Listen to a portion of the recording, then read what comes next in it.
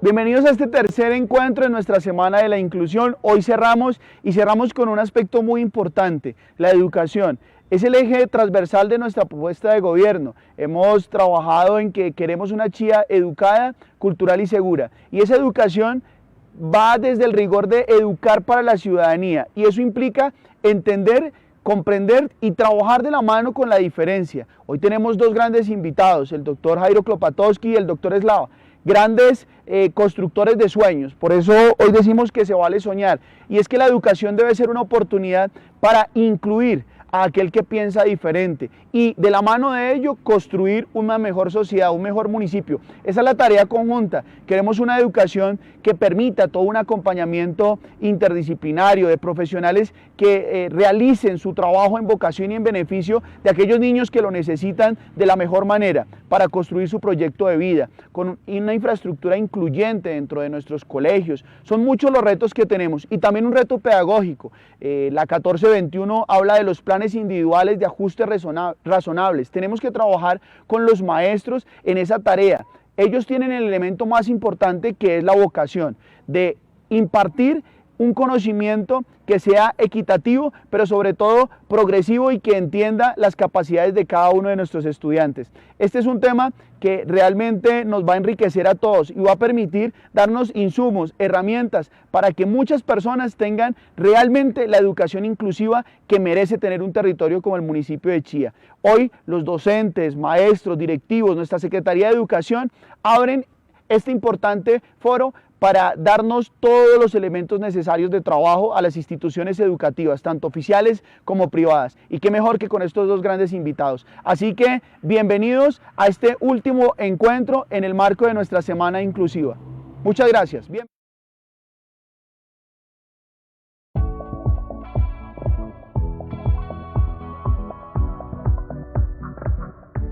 Hola, ¿qué tal? ¿Cómo están? Bienvenidos y bienvenidas al segundo foro de educación inclusiva, conversaciones en tiempos de pandemia.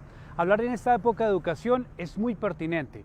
El acto educativo es un acto de amor, por tanto un acto de valor, decía Freire, nuestro querido pedagogo, que por obvias razones no nos puede acompañar el día de hoy.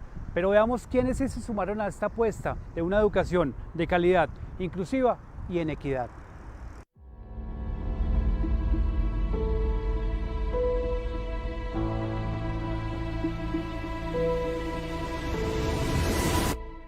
Conversaciones en tiempos de pandemia. Una experiencia educativa que convoca maestras y maestros innovadores de Chía, la ciudad de la luna. Un recorrido desde el Palacio de Nariño para indagar sobre las políticas vigentes, oportunidades actuales y la participación de todas y todos. Un encuentro alrededor de los sabores de la educación y los saberes de la vida cotidiana, que enriquecen las prácticas y muestran el camino. Esta experiencia termina con un café, entre las neurociencias y la escuela. Conversaciones para unir todos los actores de una educación de calidad, inclusiva y en equidad. Estudiantes, madres y maestras se dieron cita en un encuentro pedagógico para el segundo foro de educación inclusiva. Hoy en día muchísima gente habla de educación inclusiva, pero son muy pocos los valientes y las valientes que se levantan todos los días, desde muy temprano hasta muy tarde, y trabajan muy fuerte para hacer una transformación educativa que sea próxima, pero también innovadora y sobre todo que sea una educación para la vida. Ivonne, Sonia, Sandra e Irene, Alfredo, Lucía, Nancy y Marisol conforman una comunidad de aprendizaje desde el seno de la Secretaría de Educación en conversaciones con la organización Vibraile. Ellos están tratando de sacar sus actividades innovadoras del aula de clase y convertirlas en experiencias significativas para ver si de pronto, entre todos, en la ciudad de la luna, logramos esa educación inclusiva, de calidad y en equidad que tanto soñamos. Veamos qué tienes para mostrarnos, para compartirnos y para ayudarnos en esta apuesta tan maravillosa.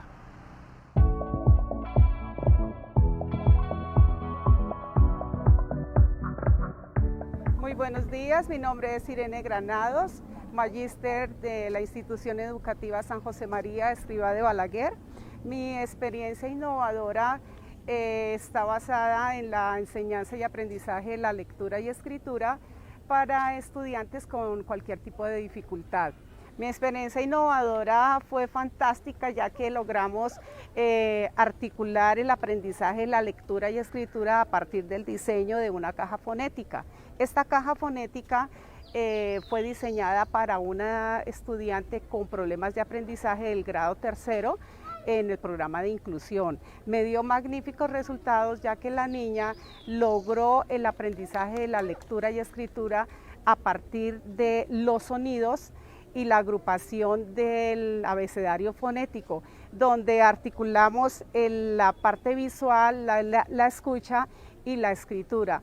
Y esta experiencia ya se puso en práctica, la familia está feliz, la niña dichosa porque logró aprender a leer y a escribir, y es una experiencia que se va a repetir no solamente para los niños con problemas de aprendizaje, sino para todos los que quieran adquirir esta metodología a partir de la caja fonética. Durante este periodo hemos reconocido la importancia de estrechar las manos, de una mirada, de una caricia, de un abrazo, de un beso. Todas esas son manifestaciones de amor. El amor es comprensivo y sabe esperar, da confianza y seguridad. Por ello, en la escuela ningún método, ninguna técnica, ningún currículo puede reemplazar el afecto. Yo le he puesto a una pedagogía del amor, una pedagogía con el corazón, que reconoce la pedagogía de la hospitalidad y la proximidad como una forma de transformar la escuela y de construir desde, con y para la diversidad. Arte, cine y lápiz, 3 palabras al servicio de la pedagogía, en las cuales podemos encontrar un mundo mágico de saberes, de alegría, y donde encontramos el arte de la palabra, el arte de saber leer y escribir. Entonces, hoy la invitación es a soñar, a un mundo donde vamos a explorar y colocarle color al arte y darle vida a un lápiz donde escribiremos nuestra propia historia.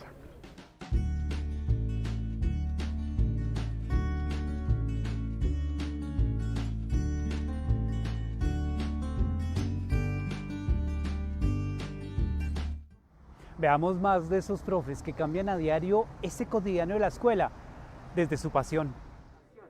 ¿Sabía usted que la mayoría de nuestros niños no consumen sus alimentos con agrado porque no los conocen?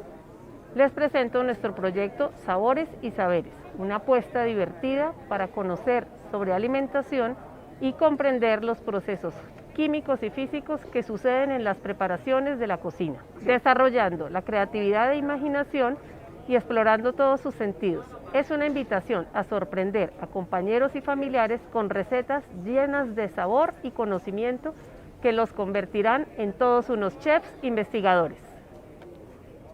La danza, el baile, la expresión artística, nuestro folclore colombiano es lo mejor que tenemos, donde aprendemos muchas cosas. Aprendemos que tenemos un encuentro intercultural e inclusivo, donde se rompen barreras emocionales, barreras físicas y simbólicas, donde a través de la alegría, el baile y el folclore, todos somos uno a través de nuestra expresión de nuestro cuerpo.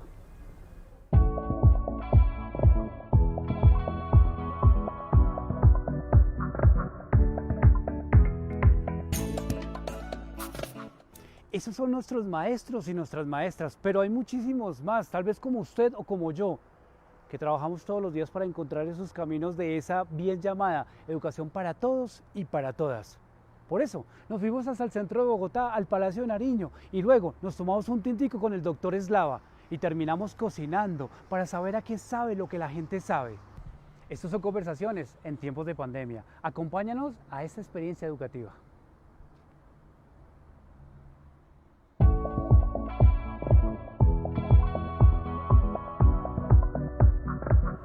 Pues nos vinimos hasta la Casa de Nariño, hasta la Consejería Presidencial para la Participación de las Personas con Discapacidad. Digo, nos vinimos, porque nos vinimos también con Alejo.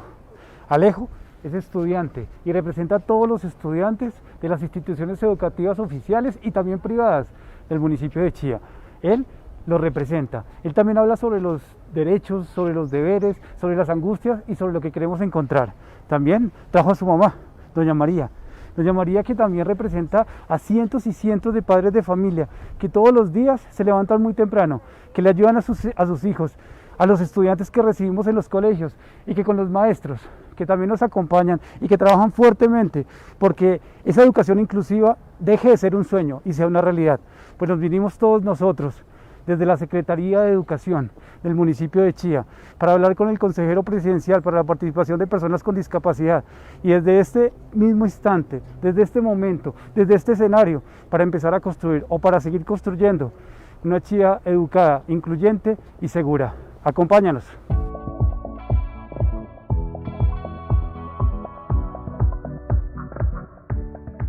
La educación inclusiva no es más que una educación para estar juntos, para coexistir, para hacer cosas juntos y sobre todo para ser felices en las escuelas. Antes de mi accidente, yo tuve un accidente automovilístico hace más de 35 años, cuando tenía 21 años. Ahora tengo 59 años, o sea que ya pasó un tiempo.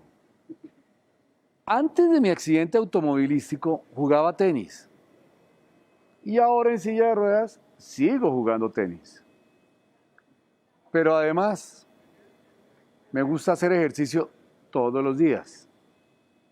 Además me gusta bucear con tanques, careta, debajo del agua y soy PADI hace más de 25 años.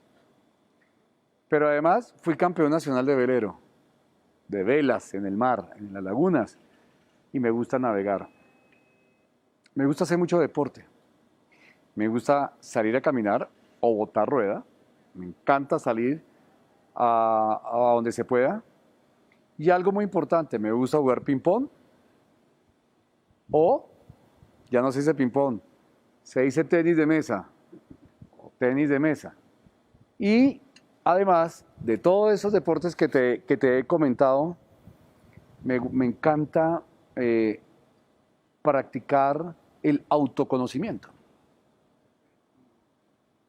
Porque a veces nosotros estamos dando consejos y ni siquiera nos conocemos a nosotros mismos.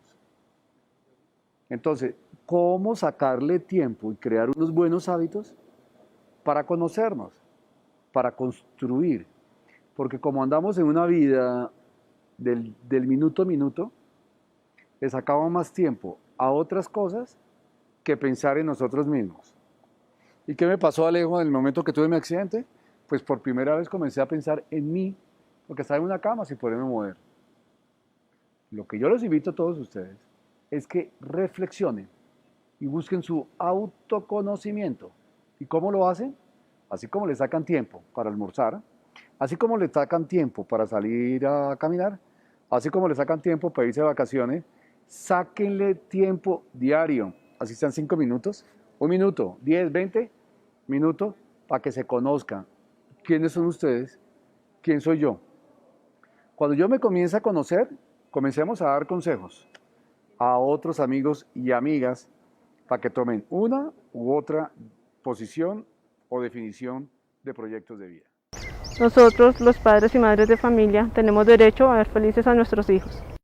Hay 7 tipos de discapacidad promulgada por las Naciones Unidas. Entonces lo que hacemos es, yo coordino y articulo política pública y a través del Consejo Nacional para la Discapacidad aterrizo esta articulación de esta política pública hacia los municipios y hacia los departamentos, ¿no? Entonces, doble trabajo, doble compromiso con el país. Ahora bien, ¿cuántos colombianos estamos con alguna discapacidad? Estamos aproximadamente llegando a 5 millones, de los cuales de esos 5 millones hay casi 700.000 madres y padres cuidadores, ¿no? Que ahí hay una masa grandísima que ninguno de los gobiernos, el Estado como sistema se había preocupado por este sector de la población que son las madres y padres cuidadores. Por primera vez dentro de la política pública, Alejo, tenemos determinado en el Plan Nacional de Desarrollo el presidente Iván Duque y nuestra vicepresidenta Marta Lucía Ramírez, tenemos a las madres y padres cuidadoras, a la población con discapacidad en el capítulo 13, en donde para eso está esta consejería presidencial, para articular toda esta política pública en beneficio de tantos colombianos. Buenas tardes, señor consejero. Pues como madre de familia de un menor discapacitado, me preocupa el futuro incierto, saber qué va a pasar con él el día de mañana cuando ya no estemos. Entonces, desde las políticas de nuestro país me gustaría saber qué ayuda tienen para nuestros niños cuando terminen su estudio y las oportunidades de entrar a una No universidad. es niño discapacitado, ¿no? Joven con discapacidad, ¿no? Porque él no es discapacitado para poder hacer cosas, al contrario. Todos los que tenemos una discapacidad podemos desarrollar muchas otras cosas. Las madres cuidadoras, no solamente los cuidadores y las cuidadoras, todos los que me están viendo y escuchando en este momento, vamos a necesitar del cuidado. No solamente usted, que tiene un niño joven con discapacidad, o yo, o usted, nuestros periodistas que están atrás de las cámaras, o mi secretaria de Educación, o Rodrigo, que es nuestro referente en Chía. Todos, pero bien grande, todos vamos a necesitar de cuidado, sin excepción, no solamente porque la mamá tenga a Alejo, no, y claro, y si ella se muere, y si le pasa algo, ¿qué le va a cuidar? Porque si yo necesito un cuidado, pero necesito salir a hacer una vuelta bancaria, o quiero irme a comer un helado en la esquina, y no puedo hacerlo, ¿quién me asiste? Entonces hay dos diferencias. Uno, el cuidado, y dos, mi asistente. El cuidado siempre, por lo general, está a cargo de un familiar, de la mamá, o del papá, o de alguien cerca a la familia. Pero ¿y si no tiene la familia, quién lo cuida? Pues la ley contempla un cuidador, un cuidado que se generará como consecuencia en lo que dice la ley a través del sistema de salud para que tengan una enfermera o una persona que lo cuide. Pero si yo quiero ya salir de la calle, a la calle, el cuidado ya no me va a representar, o esa enfermera o esa persona no podrá salir de su casa. Luego se necesitará un asistente que me acompañe a la calle, que me pueda manejar el carro, que me pueda bajar la silla de ruedas, un asistente, que son dos cosas diferentes. Luego la ley contempla todo esto que venimos hablando, en donde uno se preguntaría, ¿y por qué antes no se había pensado en eso? ¿Por qué tuvimos que haber pasado 211 años, 210 años, 211 años de haberse constituido la República de Colombia? ¿Y por qué no se había pensado en ello? Pues lo estamos haciendo en este gobierno. Recordar es vivir, pero vivir en el pasado es morir. Y ya nosotros no tenemos tiempo para mirar hacia atrás, salvo para aprender, sino echar para adelante y construir, como Alejo lo habíamos comentado al comienzo, vamos a construir esa política pública, donde todos los colombianos y colombianas, quepamos en una sociedad y todos tengamos la misma igualdad de condiciones los unos a los otros. Eso es lo que estamos haciendo desde esta Consejería Presidencial. Maestros, todos los días nos levantamos para construir sueños, los sueños de otros y nuestros propios sueños.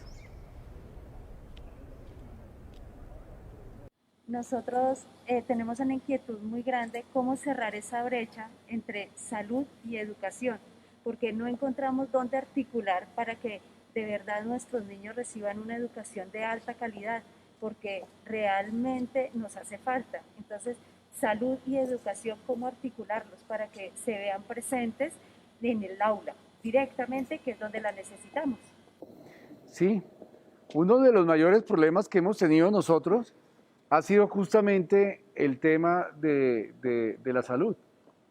Sabemos que en Colombia, aun cuando hemos mejorado a raíz de la expedición de la Ley 100 de 1993, 92 tal vez, se comenzó a desarrollar todo un esquema nuevo en el sistema de salud. Claro que nos falta muchísimo, claro que tenemos que seguir construyendo, pero tal vez uno de los países que más ha avanzado en cobertura, claro que nos falta más calidad, en cobertura ha sido Colombia. en nuestro sistema de salud, que lo tenemos que articular de manera con la educación, y no solamente con la educación, con todo, porque con el trabajo también, porque también tenemos derecho a que en cualquier momento de nuestras vidas, cuando estemos desarrollando un oficio desde el punto de vista cultural, deportivo, nuestra salud también esté allí. Esa cobertura universal que tenemos los colombianos, necesitamos obviamente acentuarla mucho más, protegerla mucho más. Y solamente para decirle un ejemplo, si una persona que esté en silla de ruedas le sale una escara porque no tuvo un cojín, esa infección, como consecuencia de esa escara, va a tener un grave y alto impacto en nuestro sistema de salud, que nos va a costar millones. Pero no solamente millones para atender a esa persona, por esa escara que fue mal cuidada, una infección, sino que puede llevar a mutilaciones y hasta la muerte. ¿Cuánto se pudo haber evitado el sistema de salud? ¿No? Si en ese momento las EPS o el sistema de salud le hubiera proporcionado un cojín. Millones.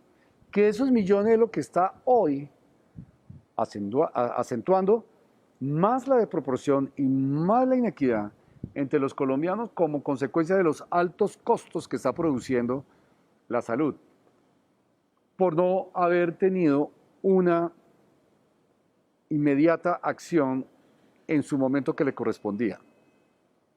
A lo que voy es que necesitamos acortar esas brechas para que todos los colombianos no solamente tengamos una mejor calidad en el sistema de salud, sino que los elementos ortopédicos que se requieren para la población con discapacidad, en el caso de los niños y las niñas con discapacidad física, con una discapacidad que sean niños ciegos, o que sean sordos, o que sean múltiples, o que tengan una sordoceguera, etcétera, necesitamos apropiarle dentro de las aulas todos los elementos para que no solamente sea el ingreso y la capacitación a los maestros, al rector, a los mismos papás que entiendan la importancia de tener a sus hijos y sus hijas en las aulas escolares, sino que tengan los elementos ortopédicos que se les provean para tener una mejor calidad de vida.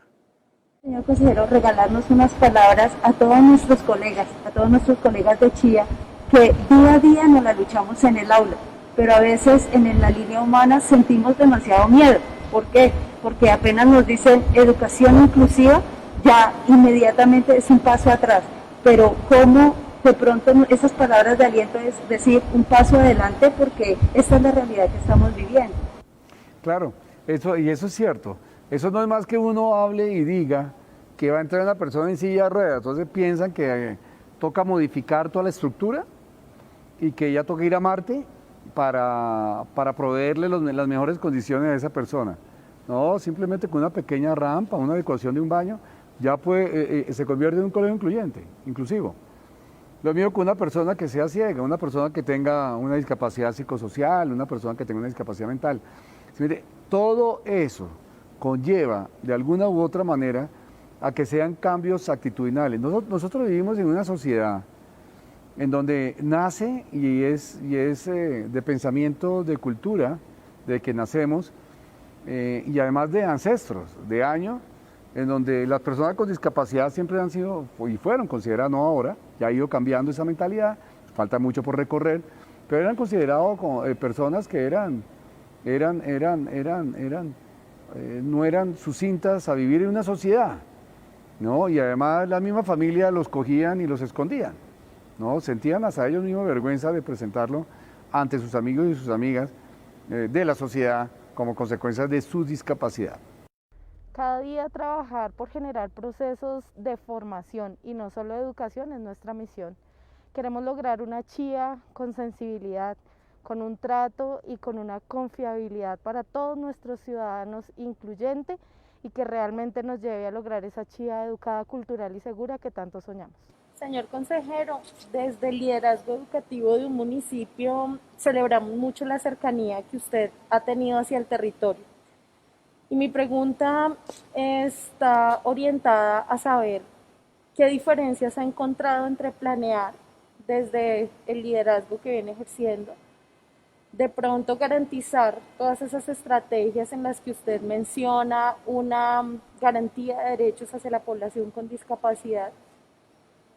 Dado que nosotros buscamos realizar procesos de formación y no solo transmisión de conocimiento como a veces se ve el sector educación, a mí me gustaría que usted nos contara cómo ese acercamiento lo ha llevado a ver otras realidades que se viven en el territorio y que a veces desde la política se quedan cortas para brindarnos herramientas que puedan garantizarle a las personas con discapacidad realmente un ambiente óptimo, un ambiente agradable y un ambiente donde su inclusión realmente se lleve a cabo sin todas esas barreras actitudinales, de miedo y de resistencia, porque nos consideramos diferentes. Son varias cosas. Uno, que todos tenemos que hablar el mismo lenguaje. Entonces, lo que estamos haciendo nosotros, Alejo, a nivel territorial, es justamente hablando con los alcaldes, hablando con los gobernadores, para que dentro de los planes de desarrollo municipales y departamentales incluyan a la población con discapacidad. Y la verdad es que me he sorprendido mucho con los nuevos alcaldes y los nuevos gobernadores. Qué buenas personas, cómo lo entienden, lo tienen de claro, y además que han incluido en muchos municipios, no en todos, pero en la gran mayoría de los municipios de Colombia y en la gran mayoría de los departamentos de Colombia, en los planes de desarrollo, por primera vez a la población con discapacidad, sus cuidadores y sus cuidadoras. ¿Qué es lo que necesitamos entonces? Es lo que venimos haciendo en materia de educación, que Luisa González también se encuentra aquí, que me gustaría también si nos quiere acompañar. Con Luisa estamos trabajando en el área de educación para trabajar y construir justamente el modelo, el protocolo, para que no solamente sea en Chía, sino en todos los 1.130 municipios de Colombia, el alcalde tenga el mismo protocolo de ingreso del niño o la niña al aula escolar. Lo mismo, no nos inventemos lo que ya está inventado y que lo estamos construyendo. Lo mismo para las gobernaciones.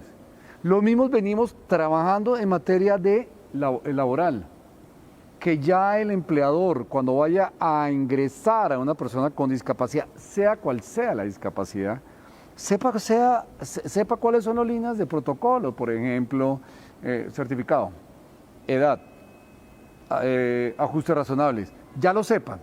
Y no cada empresario, claro, se estrelle contra la pared y se asuste y diga, ¿y ahora qué hago? Por más de que tenga buenas actitudes de cambio. Ahí está, se lo estamos presentando en emprendimiento, en salud, en trabajo, en educación, en turismo accesible, en deporte. Se lo estamos presentando en todas las áreas, todos los protocolos, para que comencemos a construir sobre lo construido. Y allí vamos, Luisa, que me gustaría que ampliaran un poco sobre el tema de educación. Claro que sí, bueno, venimos con obviamente toda la intención desde la Consejería Presidencial para el fortalecimiento de todo el sistema de educación para niños y niñas y adolescentes con discapacidad.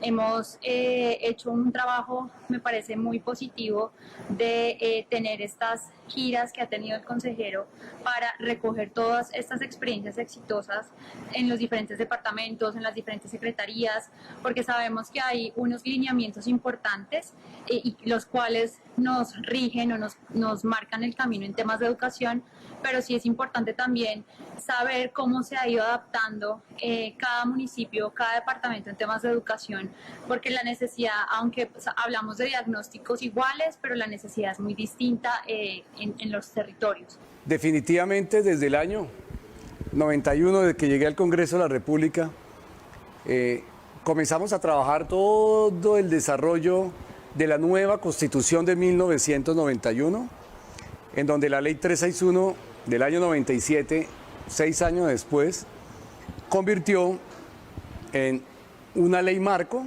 que desarrolló esos 4 artículos constitucionales. De ahí para adelante se comienza a desarrollar toda una normatividad a través de decretos reglamentarios, que es lo que le da la vida a estos 4 artículos constitucionales a través de la Ley 361 del año 97, como cariñosamente lo llama la Ley Klopatovsky. Estamos en todo este tema ahora, en el tema de certificación.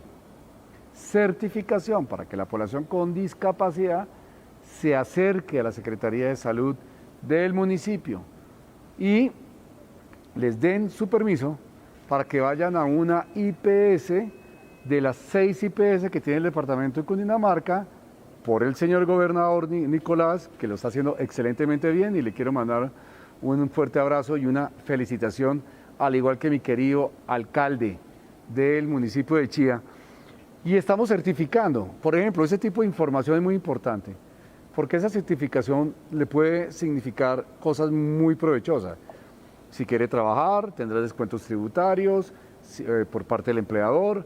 También el empleador tendrá descuento hasta el 50% de los aprendices del SENA. Si va a licitar con la empresa privada, en la pública, tendrá 10 puntos más cuando contrate personas con discapacidad. Es decir, hay una serie de información que es muy importante que a través de estos medios de comunicación nos vayamos enterando y comenzar a dar la información certera de lo que viene sucediendo en la Consejería Presidencial, que entre otras cosas, esta consejería es nueva, lleva menos de 2 años y estamos jalonando, y lo que estamos haciendo es aterrizar todo este tipo de información a través de ustedes, a través de los municipios, a través del departamento, para que tengan realmente la información certera. Entren a nuestra página web www.consejeríapresidencial.com. Entren allí y encontrarán mucha información sobre lo que venimos realizando. Y ustedes, las madres, y ustedes, los secretarios, y todos los que nos están viendo y escuchando en este momento, nos multipliquemos como los panes, nos articulemos y comencemos, sobre todo, a jalonar hacia el mismo lado. Sin críticas, claro, bienvenida, pero no la destructiva. Bienvenida a la crítica constructiva, no la destructiva. Y comenzamos a buscar una mejor sociedad. Claro que hay muchísimas necesidades, muchísimas. Hemos dado un paso gigante, pero de gigante, pero nos falta muchísimo por hacer. Usted ya lo es, Alejo. ¿Sabe lo que toca hacer? Primero lo que toca hacer en la vida es creérselo. Creerse que uno sí puede hacer las cosas, ¿no? Claro, la familia es importante, claro, los amigos es importante, claro, los referentes, los profesores, pero lo más importante es que se lo crea uno, que uno sí lo puede hacer. Seguimos construyendo una ciudad educada, incluyente y segura.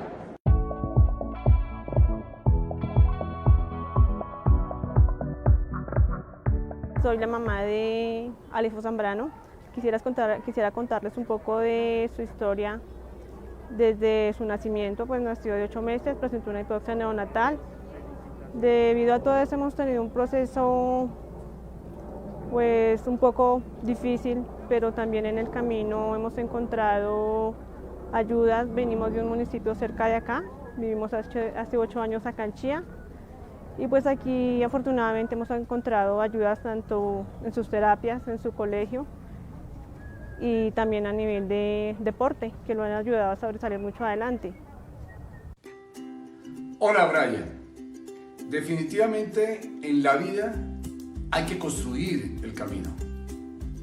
Tú eres una de las personas que en Colombia están construyendo el camino de liderazgo como lo eres tú. Felicitaciones por todos esos esfuerzos, porque finalmente todos hacemos esfuerzos y lo más difícil es cuando uno logra esas victorias. Tú eres un triunfador, estás construyendo realmente el camino que todos los colombianos queremos, así como yo, desde esta silla de ruedas, logré ser senador, logré ser consejero presidencial tú lo vas a hacer también. Y te quiero enviar de corazón estas palabras y este mensaje porque realmente quiero ser tu amigo. Quiero que entre los dos me acompañes y estemos construyendo una verdadera sociedad incluyente en donde todos los colombianos quepamos por igual. Quiero además darte un homenaje por ser una persona de emprendimiento, una persona de familia, una persona que está liderando procesos en tu colegio, cuando seas personero, cuando seas concejal, cuando seas alcalde, cuando seas presidente. Y te quiero dar, en nombre de la Presidencia de la República, de nuestro presidente Iván Duque y nuestra vicepresidenta Marta Lucía Ramírez, un homenaje con esta certificación.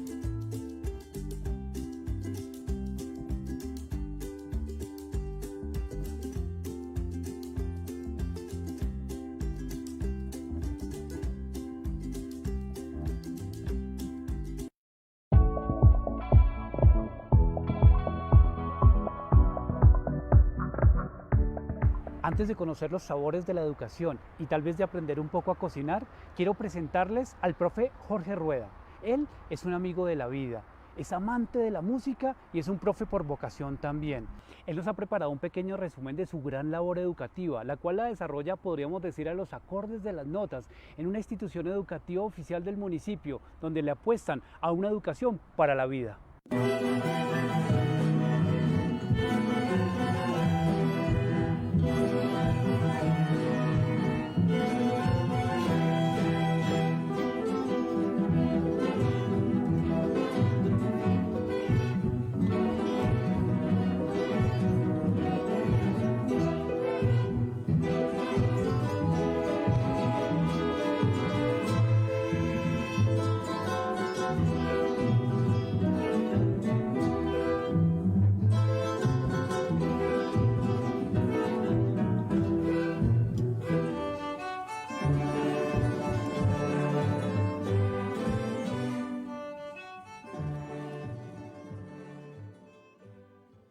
Buenos días, mi nombre es Jorge Humberto Rueda, soy magíster en Educación de la Universidad Militar Nueva Granada, licenciado en Pedagogía Musical de la Universidad Pedagógica Nacional.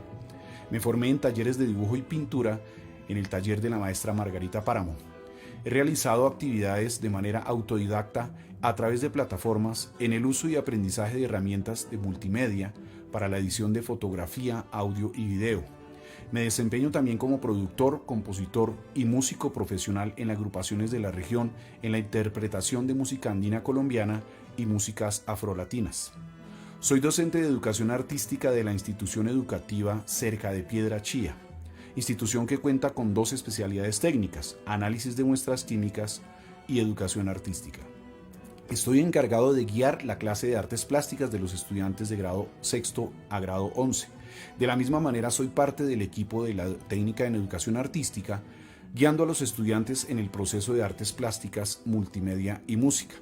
Tengo a mi cargo la dirección de la Orquesta de Cuerdas Integradas, orquesta que está formada por instrumentos de cuerda frotada y pulsada como una propuesta nueva para dar apertura a estudiantes de diferentes niveles y para el caso de diferentes instrumentos, ya que es más común reconocer una orquesta de cuerdas o una orquesta de guitarras. De esta orquesta escuchábamos al comienzo de la intervención la obra Yo me llamo Cumbia del maestro Mario Gareña, la cual está realizada con la colaboración también de maestros de la Casa de la Cultura de Chía y con la participación obviamente del talento de nuestros estudiantes. La institución cuenta además con otras agrupaciones como la banda sinfónica, el coro infantil de la sección de primaria, donde contamos también con un docente de música, y el coro juvenil de la sección de bachillerato, en el cual también hay un docente que se encarga de la dirección de la banda y del coro juvenil. Además cuenta con clases de danzas y teatro con docentes especializados, lo que permite la participación del aprendizaje artístico por parte de la totalidad de nuestros estudiantes. De manera que no hablo a nombre propio, sino hablo a nombre de la comunidad educativa de la institución educativa Cerca de Piedra. Durante este año 2020 se han desarrollado proyectos de manera articulada con las diferentes áreas del conocimiento. De esta manera, Hemos desarrollado proyectos que van acordes a la apertura de espacios de aprendizaje a través de herramientas y estrategias pedagógicas que les permitan a nuestros estudiantes desarrollar sus habilidades a todo nivel en el camino a una transformación educativa, teniendo como herramienta la educación artística. A través de la página de Facebook Institución Educativa Cerca de Piedra de Chía, la cual les invito a que visiten buscando @IECercadepiedra, hemos publicado parte de nuestros proyectos.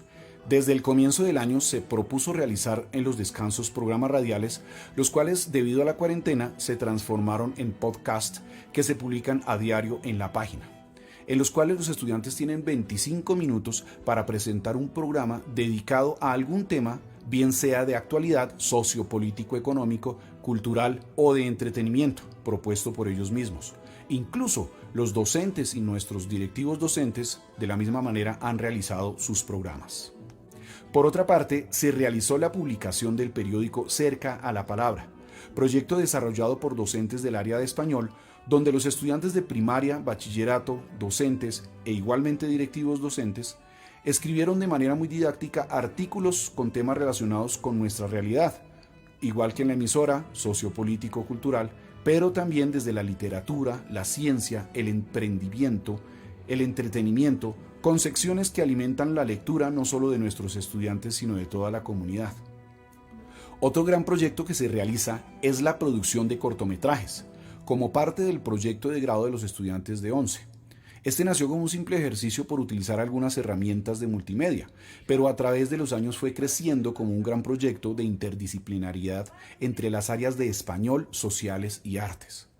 Desde sociales se desarrolla el trabajo como un punto inicial buscando contextos históricos para enmarcar la historia que se va a contar, teniendo en cuenta además un contexto filosófico.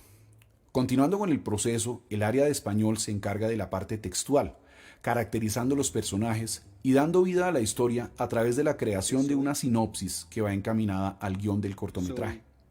La musicalización es una parte importante en el ambiente que debe tener una historia, al igual que los efectos de sonido, por lo cual el área de música es la encargada de hacer este aporte al desarrollo del trabajo. Desde la expresión corporal, la danza y el teatro aportan elementos a la interpretación de los personajes, de tal modo que la historia atrape a sus espectadores.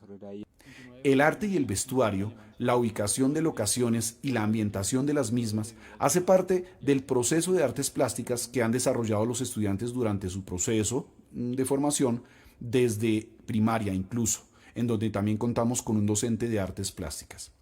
Y finalmente viene la postproducción.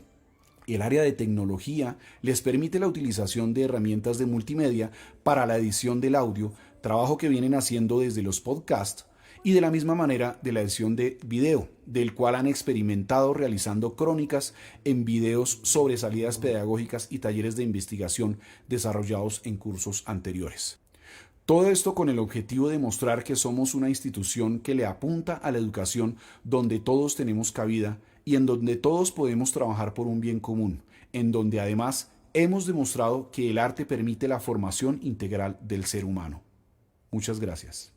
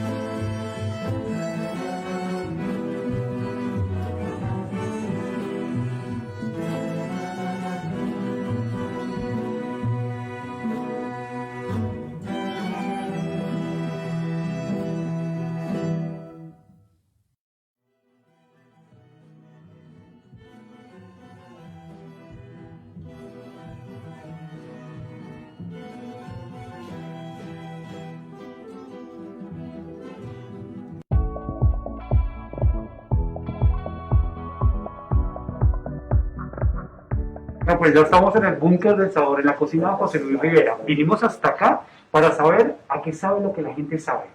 Sabemos que en la educación inclusiva hay muchos sabores, hay diferentes tipos de sabores. Hay sabores dulces, sabores amargos, hay sin sabores. Pero bueno, vamos a ver qué tiene que ver el arte de la cocina con el arte de la educación. José Luis, buenos días, ¿cómo estás? Hola Fabio, ¿cómo estás? Qué gusto estar acá. Qué rico conocer este espacio tan maravilloso. Un espacio que creamos y diseñamos para esto, precisamente para compartir nuestros conocimientos gastronómicos alrededor de la cocina.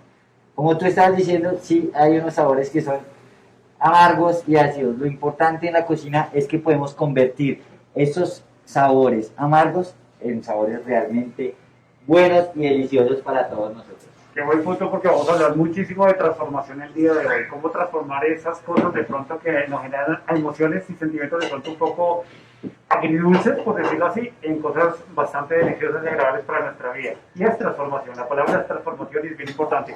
Pero yo de cocina no sé mucho. ¿No? Así que me viene con un ejército que sabe de todo. ¿Traíste apoyo? No, pero por favor. Primero me viene con Valentina. Valentina es una estudiante que sabe muchísimo de educación, pero también sabe muchísimo de cocina. Entonces, pues vamos a ver la bienvenida a Valentina. Buenos días. Bienvenida, bueno, pues es la primera persona que nos va, seguramente nos va a enseñar muchísimo. Hoy vamos a hacer unos buñuelos. Pero no los voy a hacer yo, los va a hacer Valentina. Entonces va a ser muy fácil para ella reconocer los ingredientes, porque como le estaba diciendo ahorita, la cocina es un lenguaje universal. ¿Listo? ¿Qué ingredientes necesitamos para hacer nuestros buñuelos? Leche, Huevos. Queso. ¿Quieres probar? Prueba el queso. Es importante que pruebes el queso primero. ¿Puedo? Pero, ¿me vas a meter para acá? Claro que sí, prueba. Si no pruebas no vas a saber. Otra es que no me gusta el queso. Hay muchos sabores, ¿no? Uy, está rico. ¿Sí está bueno? Listo. Tenemos acá dos clases de queso, ¿vale? Tenemos un queso mozzarella y un queso costeño. ¿Tu favorito? Me dijo tu mamá. ¿Sí le gusta a la niña el queso costeño? Uy, ese me gusta más o menos. Es que es muy salado. Es muy salado, perfecto. Si no lo quieren hacer tan salado porque no quieren tener esos sabores, Fabio, salados en nuestros buñuelos, pueden usar solo el quesito mozzarella y que le guste a la niña. Polvo de hornear. Y tenemos acá fécula de maíz. ¿Listo? ¿Lo estamos bien? Esos son todos los ingredientes. Esos son todos los ingredientes de los buñuelos. Hay muchas variaciones porque hay muchas recetas de buñuelos según la familia o la zona de Colombia en donde estamos. Hoy vamos a hacer unos clásicos normales. Hay una cosa bien interesante, José Luis, es que tanto en la mesa como en la escuela hablamos de ingredientes. Ingredientes que no pueden faltar. ¿Qué tal que la fécula de maíz no estuviera o no estuviera el queso? Pues va a cambiar mucho. ¿Cuál sería de pronto, doña Consuelo, ese ingrediente que no puede faltar en la escuela? Que siempre debe estar con los profes. La capacitación, si estamos hablando de inclusión, capacitar a los profesores, tener una capacitación al máximo, al grado más alto que pueda tener un profesor para que puedan tener una comunicación fluida con una persona con una discapacidad. Sería lo indispensable tener una capacitación. Claro, y es que es la técnica, ¿no? Es saber qué vamos a hacer. Fíjate que José Luis no supiera qué vamos a hacer, tuviera todos los ingredientes y no supiera qué vamos a hacer exactamente. Profe, ¿cuál es ese ingrediente desde los maestros que no puede faltar? Este ingrediente así como lo tenemos aquí. El ingrediente que jamás puede faltar es la pasión. Pasión en el encuentro con mis estudiantes, pasión en la mirada hacia mis estudiantes, pasión cuando yo los escucho y entiendo que quieren aprender, que quieren construir, que quieren vivir. La pasión es el ingrediente de la educación. Técnica y pasión. Claro, es verdad, lo mismo en la cocina también. Si haces tus platos, cocinas con pasión, eso aplica para todas las carreras, ¿no? Si aplicas con pasión, tus resultados van a ser mucho mejor. Si haces las cosas sin ganas, no te van a salir muy bien. Tenemos la fécula de maíz. Ahora le vamos a poner nuestro queso. Dale, Valentina, tú mismo ahí. Sí. Es el arte de mezclar muchos factores, ¿no? Señor. Esa es la de mezclar muchos factores. De mezclar, sí, como... hay un tiempo, ¿no? Primero uno, después el otro, hay una forma de hacerlo, ¿no? Para algunas masas sí, para otras no, pero sí, claro que sí, eso es como en la construcción, donde uno va a hacer la mezcla de cemento para que le quede bien, tiene que tener ahí su carisma. Le vamos a poner un poco de polvo horneado. Uy, le echaste mucho. Tranquila. Tranquila. Listo, tenemos nuestro polvo de hornear y le vamos a poner un huevo. Yo te voy a ayudar a batir el huevo. Huevo. Cuidado ahí con la mantequilla, mi vale, que no se nos vaya a quemar. La mantequilla, perfecto.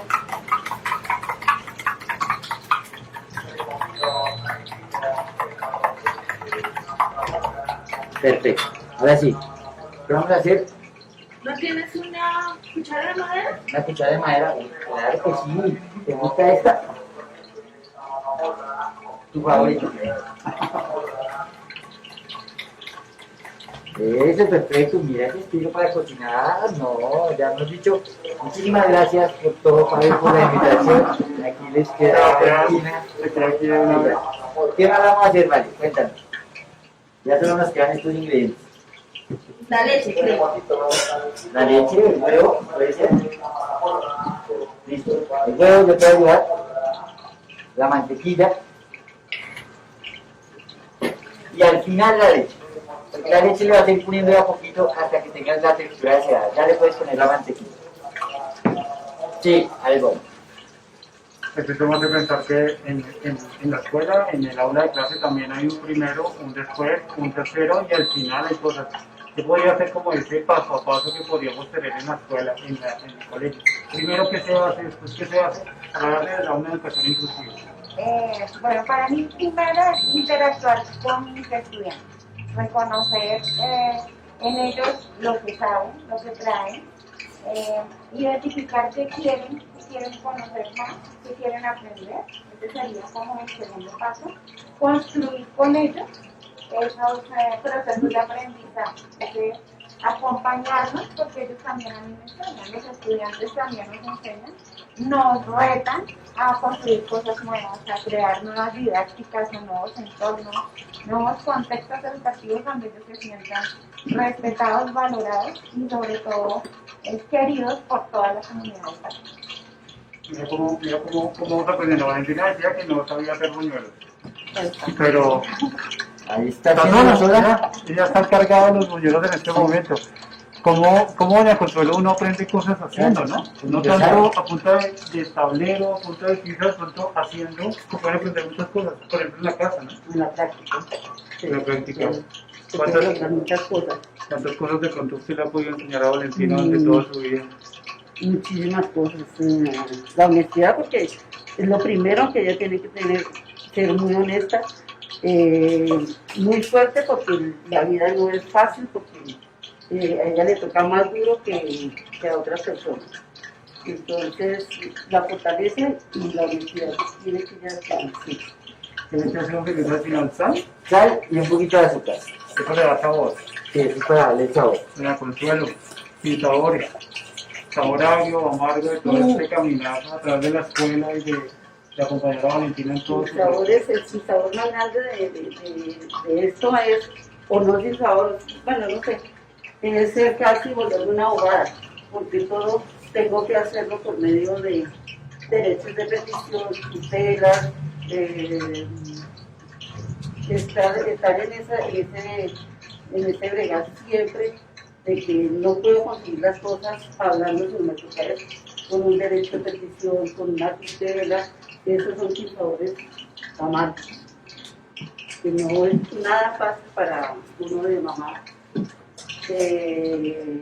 llegar a ciertos sitios y que le lleguen las cosas a uno, y que uno tenga que ir por otro lado. Pero aquí pero aquí sí tenemos el sabor. Pero va a ser la masa. ¿Qué probar un pedacito? Está muy salada, muy dulce. ¿Qué le pones más? Está un poquito dulce, yo creo. ¿Está un poquito dulce? Sí. Listo. ¿Cómo compensamos eso? Con un poquito de sal. Sal. Muy bien, Valentina, muy bien. Sal, sí, listo. Ahora que nos falta ponerle leche. Le voy a poner un poquito nomás y la vamos revolviendo. Suave. Listo. Cosas que se hacen con paciencia, ¿no? Cosas que se hacen con paciencia, claro que sí. Yo quiero saber cómo identifico que la masa tiene la textura correcta. Claro que sí. Cuando está en la textura correcta la estoy trabajando y no se me queda pegada en las manos. 1. Ya después de hecha la puedes dejar en la nevera para que te agarre frío la masa, se te genere una costra cuando estás cocinando los buñuelos. Aquí como los estamos echando de una vez, mira lo que pasó con el buñuelito pequeñito de la muestra. Pero ¿podría hacer mis bolitas y echarlas allá a enfriar y después fritarlas? Sí. Si tengo mucha azúcar, ¿cierto mi vale que si tengo mucha azúcar también se van a explotar? Ajá, sí. Sí. Si tengo mucho polvo de hornear, también se me van a explotar. Y si no proceso mi queso, también se me explotan. Esos son los factores por los que los buñuelos en diciembre no se explotan en la casa, ¿no? Así que cuando vayan a comprar buñuelos, tengan presente que es un trabajo, no es fácil, ¿cierto? Es un poco de tiempo y complejo. Ingredientes, técnicas, tiempo, experiencia, para saber realmente si las cosas están bien y están funcionando. Porque ¿cómo sabemos en el colegio que las cosas están funcionando bien? Si están bien mezclados los ingredientes, que están los tiempos. ¿Cómo maestro sabe que las cosas están funcionando? Siempre vamos a encontrar un sinsabor en la escuela, pero esos sinsabores o ese amargo que a veces encontramos es fundamental también en ese proceso. Y esa mezcla de esos sabores para encontrar el perfecto, el sabor perfecto también es importante. Y el hecho de sentir que mis estudiantes quieren ir al colegio, a la escuela, que están motivados por hacer sus actividades, un abrazo, una mirada, un gracias, eso es más importante que de pronto aprendan muchos conceptos. Para mí es más importante la felicidad de mis estudiantes, de que se sientan valorados, amados y respetados. No, Valentina, ¿qué tal el profe? Sí, cerrado. Bien, bien. No está mal, no está mal.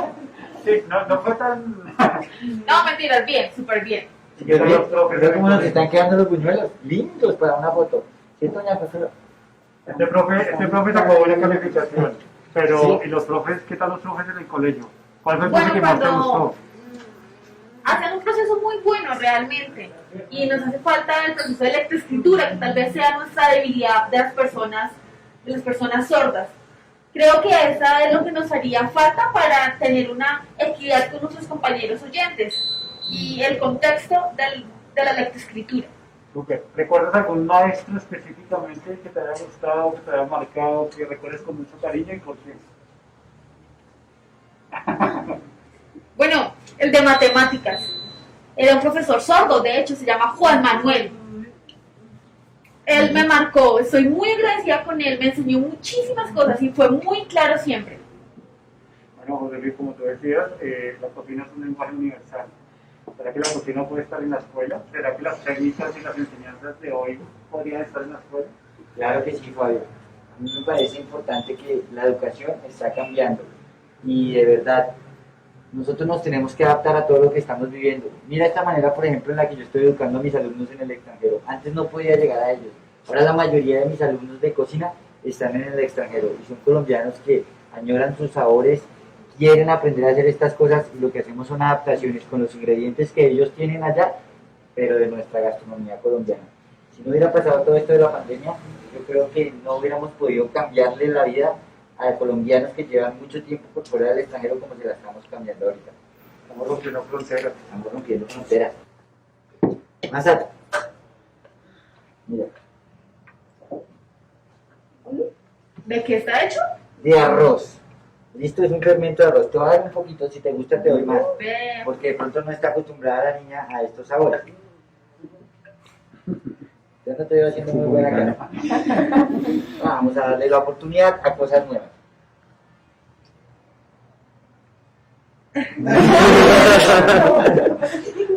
Puede ser un poquito diferente para mí. Sí, si no estamos acostumbrados a estos sabores, lo digo.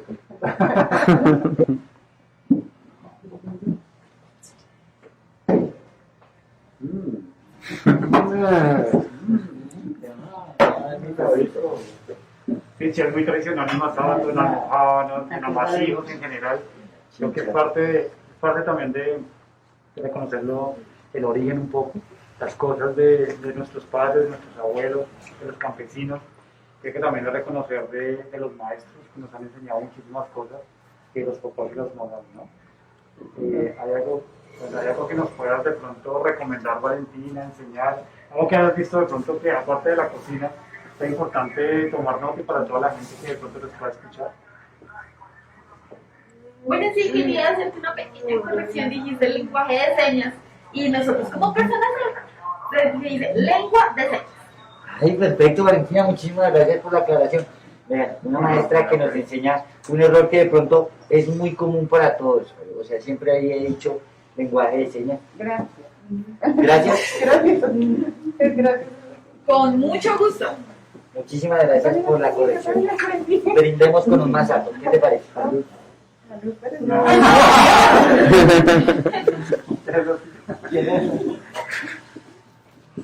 Listo, voy a sacar este. Entonces con una gaseosita así, ¿cierto? El buñuelo se lo vamos a escurrir muy bien acá. Mira tu buñuelito con todo el amor del mundo. Muchísimas gracias. Pues masato y buñuelo, algo muy tradicional también, muy típico de la ciudad de la Luna, nos ha permitido encontrarnos acá, en la cocina de José Luis. Nos ha permitido estar con doña Consuelo, con la profe Ivonne, con Valentina, con Joana, que la acompaña también para ayudarnos a romper la frontera de comunicación y sobre todo con José Luis. Alrededor de aprender a cocinar, aprender a amasar, saber cuáles son los ingredientes, saber cuál es el momento perfecto, que hay una temperatura, pero también hay que tener mucho cuidado para vencer los miedos y las barreras. Y los límites, como decía José Luis, están en uno mismo. Pues tal vez es un salud y compartamos todo lo bueno que tenemos y la posibilidad de hacer mejores escuelas, escuelas inclusivas, escuelas accesibles y espacios para todos y para todas. Muchísimas gracias por haber estado acá, por todo lo que nos han enseñado y sobre todo por lo que pudimos compartir. Gracias a ti, Fabio, y gracias a Valentina de verdad, y a la profe, y a la mamá de Valentina, señora Consuelo, un gusto haberlas tenido en este espacio. Yo también quiero agradecerte toda tu enseñanza hoy. Puedes venir cuando quieras. Bueno, pues reflexionando y estando todos aquí, compartiendo en esta mesa, creo que fue una gran enseñanza y lo importante que es la inclusión de personas sordas con ustedes los oyentes, en todos los aspectos, de que los sordos podemos y que podemos ser enseñados y enseñarles y podemos brindarnos ese apoyo mutuamente, para que ustedes conozcan también un poquito de nosotros, de las personas sordas. A veces solo nos encontramos en ámbitos académicos o familiares, pero es importante lo demás. Bueno, pues eso fue un poco de saber a qué sabe lo que la gente sabe, los sabores, en medio de conversaciones en tiempos de pandemia, en el segundo foro de educación inclusiva, en la Semana por la Inclusión, en el municipio de Chía, la ciudad de la Luna. Muchísimas gracias.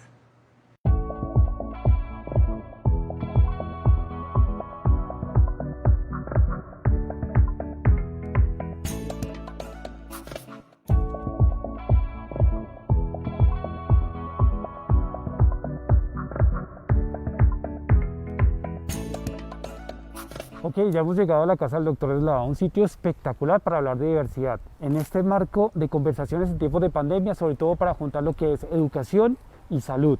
Vamos a ver qué conversamos y vamos a saludarnos. Hola. Buenos días, doctor Eslava, ¿cómo se encuentra? Bien, yo muy bien, ¿y tú qué tal? Bien, bien, muchas gracias. Agradecemos enormemente dejar entrar a la comunidad de Chía a través de nosotros y poder conversar hoy en su casa precisamente. Estamos cumpliendo todos los protocolos de bioseguridad necesarios para esto.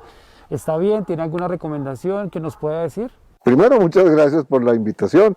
Me encantará compartir con nuestros amigos de Chía. Yo viví en Chía alguna vez y guardo el mejor recuerdo de Chía, sin lugar a dudas. Así es que muchísimas gracias. Y claro, me encantará conversar. Si quieres, vamos caminando hacia el humedal de Niza, Córdoba, un sitio precioso. Pero aprovechando este hecho y seguramente vas a querer hablar más adelante de la pandemia y las medidas de la pandemia, te quiero hacer una anotación. con la palabra protocolos, y es que más adelante vamos a preguntarnos a veces por la sensatez de los protocolos. Y en ese contexto te quiero hacer notar que cada vez es más y más claro que en un contexto de aire libre, ¿sí?, de puertas abiertas como este, ¿sí?, y hay todos los soportes científicos para decirlo, y con un distanciamiento apropiado, la necesidad perentoria de los tapabocas está bastante entredicho y te lo voy a mostrar. Así es que te invito a que caminemos distanciaditos, por favor, pero podemos hacerlo sin tapabocas. Gracias, muy amable.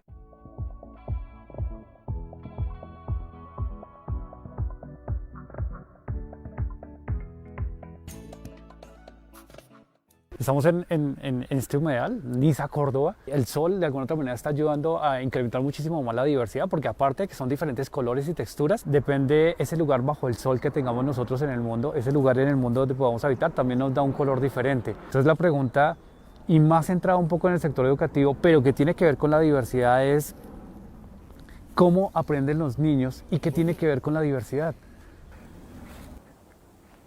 Esa pregunta tiene dos patas. La primera pata son los niños y la segunda pata es cómo se aprende.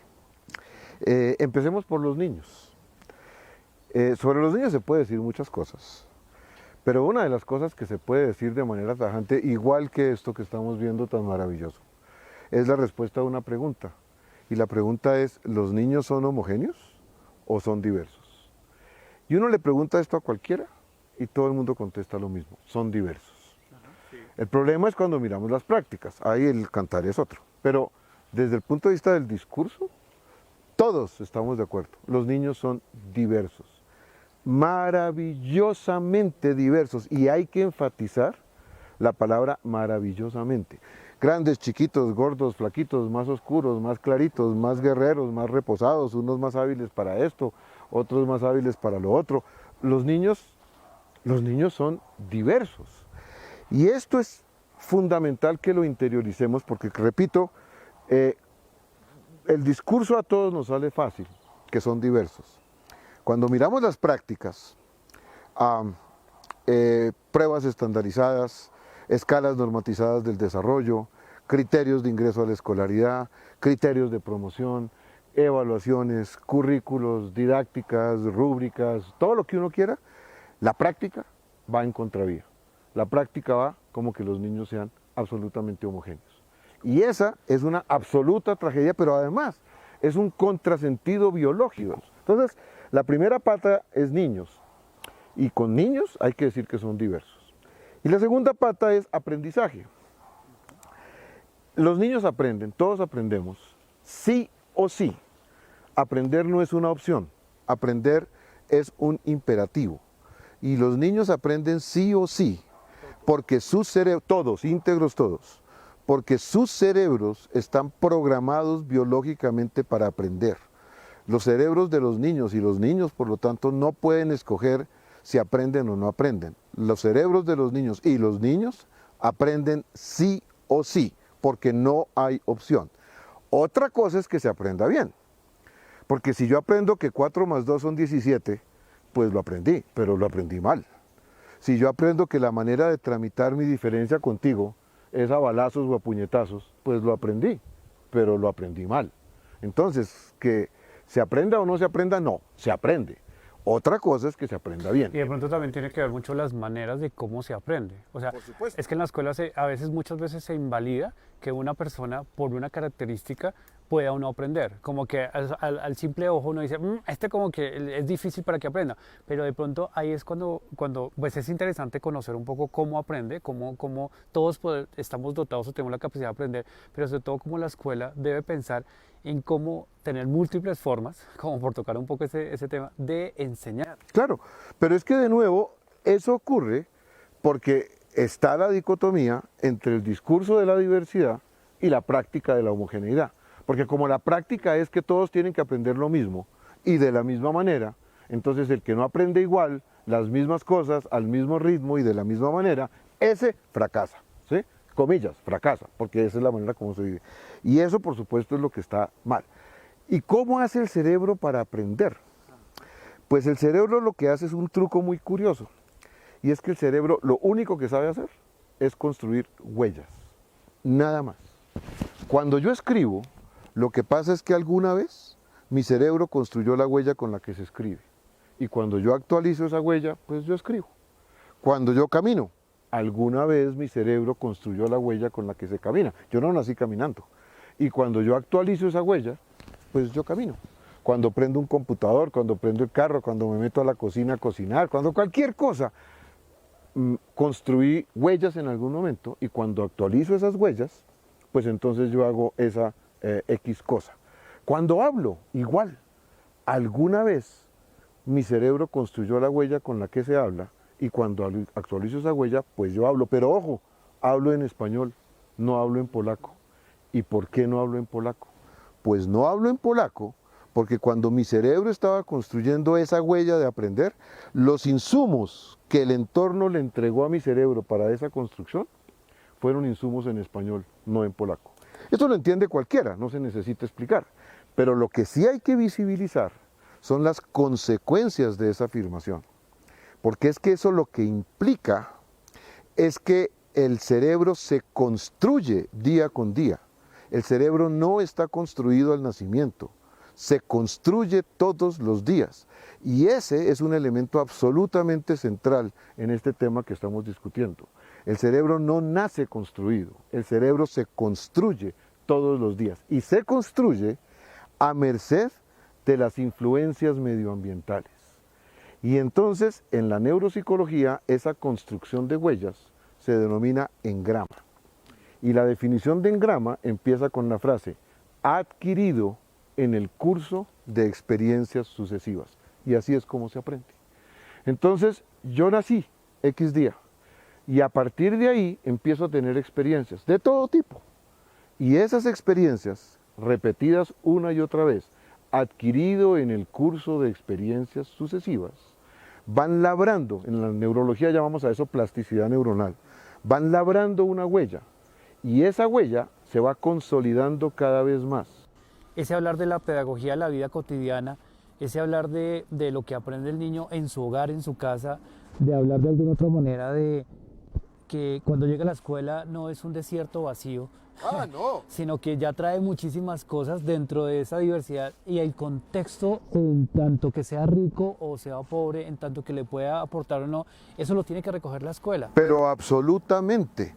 Nosotros distinguimos, desde Juan Ascuaga, mi maestro, dos entornos o ecosistemas de aprendizaje. Lo que llamamos aprendizaje fisiológico y lo que llamamos aprendizaje pedagógico. Aprendizaje fisiológico es ese que estás narrando. Se da silvestre, por el hecho de existir, por el hecho de estar ahí, por el hecho de recibir experiencias. Asumamos que en este instante aquí aparecen dos niños, y esos dos niños nunca se han subido a un árbol, y empiezan a hacer cositas, ¿sí? Y cositas, y cositas, y cositas. Y gradualmente van ganando maestría en eso, ¿sí? ¿Quién les enseñó eso? Nadie. ¿Quién programó eso? Nadie.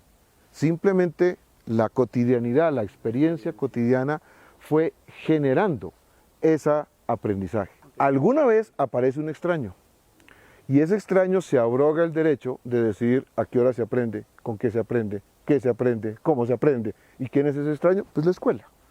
Y aparece entonces el aprendizaje pedagógico, que por lo mismo es regulado, ¿sí?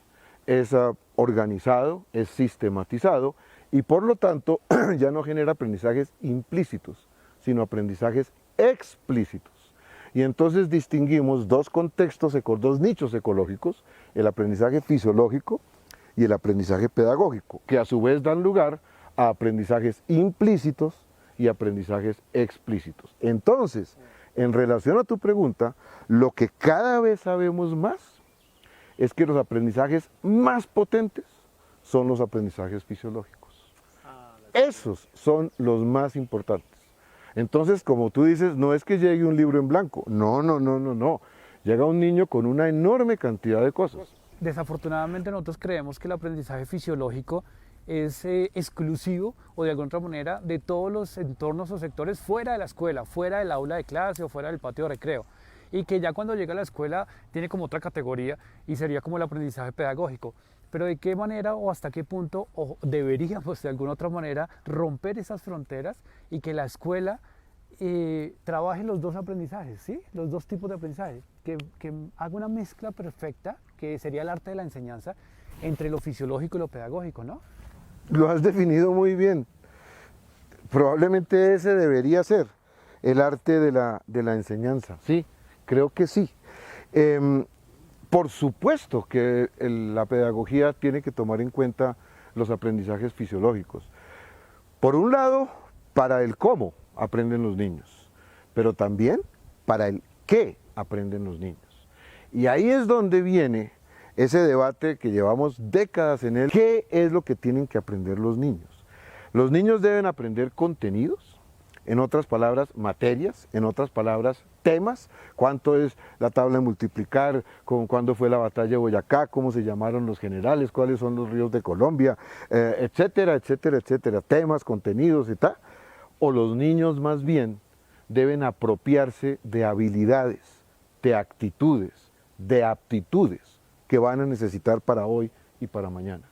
Y lo que parecería, para la vida, por supuesto, y lo que parecería cada vez más claro es que es lo segundo, es que no tiene ningún sentido llenarles la cabeza de contenidos, contenidos que hoy son y mañana no, porque el mundo va cambiando a unas velocidades enormes. Esto no es una frase de cajón, esto lo sabemos todos, y lo que anteriormente pudo ser importante, hoy no lo tiene, hoy no tiene absolutamente ninguna importancia. En cambio, lo que sí tiene sentido, lo que sí perdura, lo que sí será una herramienta para la vida es la construcción de actitudes, de aptitudes, de habilidades, el saber hacer, el saber ser, el saber conocer, el saber coexistir.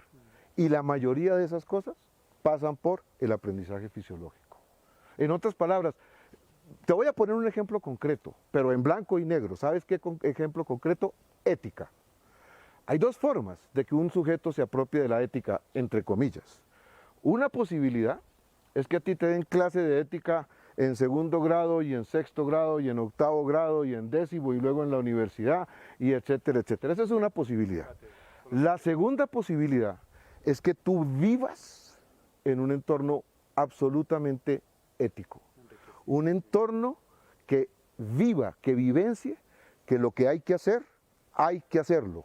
Y lo que no se puede hacer, no se puede hacer. Entonces, volvamos a tu pregunta. ¿Cuáles son las interacciones entre un aprendizaje explícito y un aprendizaje implícito? ¿Cómo capitalizamos un aprendizaje fisiológico para que los niños aprendan algo? Sobre este ejemplo de la ética, hablemos de habilidades. Aprendamos a coexistir, aprendamos a tramitar diferencias, aprendamos a tener metacognición. ¿Cómo es que yo entiendo que yo sí aprendí o cómo es que yo entiendo que no lo he aprendido? El darse cuenta, ¿sí? Si yo me doy cuenta que no aprendí, entonces ¿yo qué tengo que hacer? ¿Y cómo tramito eso? Y eso requiere eso que tú has definido muy bien como el arte de la pedagogía. Una simbiosis maravillosa entre ese aprendizaje fisiológico y ese aprendizaje pedagógico.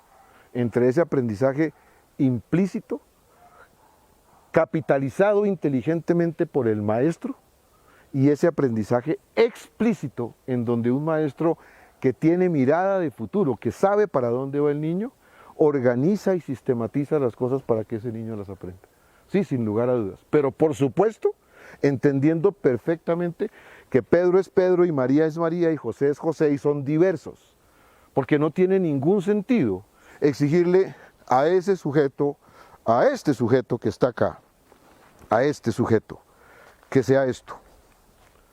Porque este sujeto no es eso. Y ambos son necesarios en este entorno. Son diversos. Pero finalmente eso no es lo que nos lleva un poco... Es difícil de pronto el darse cuenta de todas estas cosas, como que le genera una impotencia a uno, porque nosotros todos somos militantes y somos productos de un sistema educativo que está privilegiando muchas veces la normalidad. ¿Qué es esa necesidad de hablar de lo normal y de lo anormal? Ustedes que están en un sector tan privilegiado y tan fuerte como es la medicina, de alguna otra manera, o el sector médico, ¿nos podrían ayudar a derribar esa dicotomía de la normalidad y la normalidad?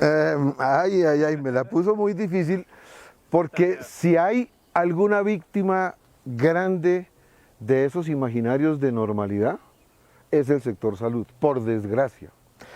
Eso es una historia muy larga. La genética transita por unos caminos de diversidad impresionantes, hasta lo que hoy llamamos la epigenética, en donde en la epigenética entendemos que el entorno modifica las señales de la genética, ¿sí? Entonces, cuando tú conjugas el hecho de que la genética dentro de uno mismo está sujeta a las variaciones del ambiente y de la experiencia, con el hecho de que desde la plasticidad el cerebro se construye día con día a merced de estas experiencias medioambientales, el único resultado posible es la diversidad. Y entonces tenemos nosotros desde el sector salud que hacer un cambio radical de chip, transitar el camino de la neurobiología de la norma a la neurobiología de la diversidad. En eso estamos, pero estamos unos más, otros menos, y ese camino todavía está lejos de ser consolidado. ¿Cuál es el problema? Que como somos una especie de altar, la comunidad voltea a mirar hacia nosotros en busca de directrices, pues entonces la comunidad recibe diversas señales, y dependiendo a qué altar miren, pues podrá recibir una información de una mayor fundamentación de la diversidad y sus consecuencias, o podrá recibir una mirada de una mayor fundamentación de la norma y sus consecuencias, ¿sí? Y eso es lo que en muchas ocasiones frena a otros sectores de la sociedad, entre ellos el sector pedagógico, a avanzar todo lo que debiera avanzar. Me sueño con que ese tránsito se haga de la mejor manera y de la manera más expedita, para que no solamente nosotros desde la salud seamos capaces de incorporar este conocimiento de la diversidad, sino que seamos capaces de transmitirlo a los otros sectores para que entonces lo puedan utilizar eficientemente. Eso está ocurriendo, eso no es un sueño de futuro, sí está ocurriendo desde ya, pero ciertamente con unos más, otros menos. Pues doctor, lo invito a que sigamos transitando como en esta diversidad, en este caso muy natural que estamos viendo acá, y es un poco, yo a veces digo, y creo que es muy atrevido, porque no tendríamos que estar jugando. Ahora seguramente entramos de pronto a hablar un poco más sobre esa relación entre el sector educativo y el sector salud, como para aterrizarlo un poquito más a lo que pasa en las instituciones educativas. Pero yo siempre he dicho que la escuela, de una manera muy terca y a veces muy atrevida, se ha dedicado en sus entornos y en sus rutinas a derribar diagnósticos médicos. A veces, y digamos que lo ha hecho sin culpa, por decirlo así, porque lo ha hecho con ese aprendizaje fisiológico, con ese contexto enriquecido, y es cuando llegan las madres de familia y nos dicen, el diagnóstico de mi hijo es este y este y este, y mi hijo no, el médico me dijo que no iba a lograr esto y esto y esto. Y vamos 2 o 3 años más adelante y estamos allá en una tarima celebrando, entregando un cartón y diciendo, la madre con lágrimas en los ojos diciendo, yo nunca me imaginé. ¿Por qué? Por eso mismo de los altares que dice el doctor Eslava. Porque yo pienso que sí debe haber un puente de unión y un contacto en un momento determinado muy benéfico para todos entre salud y educación. Sin duda. El punto de partida es uno, y yo no me canso de repetirlo en todos los sitios que sea necesario, que el punto de partida es la buena fe. O sea, ninguno tiene intención de dañar, ¿sí? Ni el maestro cuando derriba ese diagnóstico, ni el sector salud cuando presenta ese diagnóstico, ni los padres cuando detrás de ese diagnóstico instrumentan tal. Nadie tiene intención de dañar, todo el mundo lo hace de buena fe, y yo quiero empezar por hacer eso explícito. Esto no es una triangulación de culpas ni cosa por el estilo. Pero lo que sí hay que decir, congruente con lo que te acababa de comentar, es que venimos de una historia, y esa historia entonces hace que en esa interacción, en esa interlocución salud-educación, se hayan colado, se hayan inmiscuido imaginarios que yo creo equivocados. Y entonces un poco el sector pedagógico como que dice, el oficio mío es enseñar. Entonces, usted, sector salud, no me diga cómo enseño, usted simplemente deme el diagnóstico de qué tiene el niño y cuál es el tratamiento, por un lado. A su vez, sector salud dice lo que yo sé hacer, y lo sé hacer bien, es producir diagnósticos, decidir cuándo hay una anomalía y yo le entrego a usted esos diagnósticos. Y más o menos sobre ese imaginario es que se han tramitado en líneas generales las interacciones entre salud y educación. ¿Eso a dónde conduce? No conduce a ninguna parte. Y te pongo un ejemplo concreto. Pablo Pineda tiene síndrome de Down. Es maestro, es profesor, licenciado. Después tiene una maestría en pedagogía por la Universidad de Murcia, en España. Después es actor de cine. Y luego es interlocutor de ministros de educación, rectores, etcétera, etcétera. Pocas mentes tan brillantes como las de Pablo Pineda. Pues ese es Pablo Pineda, que no tiene ninguna discapacidad cognitiva y es una mente brillante. Pero hay otro niño con síndrome de Down que sí tiene compromiso cognitivo, de mayor grado. Habrá otro que lo tiene de menor grado. Habrá uno que tal vez no tenga mayor compromiso cognitivo, pero sí en los aspectos emocionales, en los aspectos relacionales. En fin, síndrome de Down es todo un universo que va desde un compromiso muy importante en lo cognitivo o en lo comportamental hasta un personaje tan brillante como Pablo Pineda. Entonces, de vuelta a la pregunta, ¿sí? Ese diagnóstico de síndrome de Down, ¿qué le dice al maestro? ¿Para qué le sirve? ¿En qué cambia su práctica? ¿En qué beneficia al niño? En nada. Pero desafortunadamente seguimos pegados en que la interrelación entre salud y educación debe ser producir diagnósticos e instrumentar tratamientos en vez de servir de un apoyo eficiente desde el sector salud al maestro para que el maestro pueda instrumentar de mejor manera su práctica pedagógica. Doctor Eslava, este ejemplo de Pablo Pineda y todo esto del síndrome de Down nos da y nos empieza a dar ciertos claros en el bosque, como se dice desde la filosofía. Algunas cosas que de pronto ya empezamos a encontrar, como este copito que me encontré aquí suspendido, que uno no sabe por qué está suspendido, pero existe y cualquiera diría que es magia. Pero estamos viendo claridades en la diversidad, no en lo normal. Y qué bueno cuando venimos del bosque y nos sorprendemos, y qué malo cuando vamos a la escuela y no nos sorprendemos con la diversidad. Entonces, ahora que estamos viendo claridades entre el sector educación y el sector salud, ¿por qué no vamos aquí al Claro del Bosque y nos sentamos específicamente a hablar sobre eso que todo el mundo llama educación inclusiva? Claro, te lo quiero poner con una analogía, con un ejemplo muy concreto que de pronto todos podemos entender de mejor manera. Asumamos un niño que tiene 12 años, está en un quinto grado, cuarto grado, un niño común y corriente, en una escuela común y corriente. Y yo a ese niño le digo, oye, tú tienes 9 naranjas, cada uno de tus padres te da una cantidad de naranjas igual al que tú originalmente tenías. Luego tú le das 7 naranjas a tu hermano y lo que te sobra lo repartes conmigo, la mitad es para ti, la mitad es para mí. ¿A mí cuántas naranjas me tocan? Y yo le pido a ustedes que están allá escuchándonos que contesten esa pregunta, ¿a mí cuántas naranjas me tocan? Y desde la virtualidad ya creo saber que un cierto grupo de ustedes ya tiene la respuesta. Me imagino, por ahí un 20 o 25%. ¿Cuál es la respuesta? 10. Entonces, algún grupo de ustedes ya tiene la respuesta. Perfecto. Y otro grupo no la tenía, pero en este momento, cuando yo digo 10, entonces sacan la cuenta. Eran 9 por 3, 27, menos 7, 20, dividido por 2, 10. Claro, eran 10 en este momento. Pero habrá otro grupo de ustedes que esta noche, todavía a la 1 de la mañana, van a estar, ¿cómo es que era? A ver uno, ¿cómo era que estaba? ¿Por qué? Porque todos somos diversos, no solo los niños. Entonces, habrá un sujeto que tiene una maravillosa memoria operativa verbal. Y entonces esa persona lo entendió así y ya tuvo la respuesta de inmediato. Habrá otra persona que tiene una memoria operativa verbal promedio, común y corriente. Entonces se demoró un poquito, hizo sus transformaciones y cuando fue el resultado ya las tiene. Y habrá otro de ustedes que tiene una memoria operativa verbal más discreta. Y ese esta noche todavía estará tratando de encontrar cuáles son esas relaciones. Pregunta, ¿ese de usted que tiene esa situación, usted es enfermo? ¿Usted necesita un diagnóstico? ¿Usted necesita una intervención terapéutica? ¿O usted simple y sencillamente es parte de la maravillosa diversidad de la especie humana? Bueno, lo mismo le pasa a los niños. Pero ese es el problema cuando el maestro no reconoce la diversidad. Cuando creemos que todos los niños tienen la misma memoria operativa verbal y no la tienen.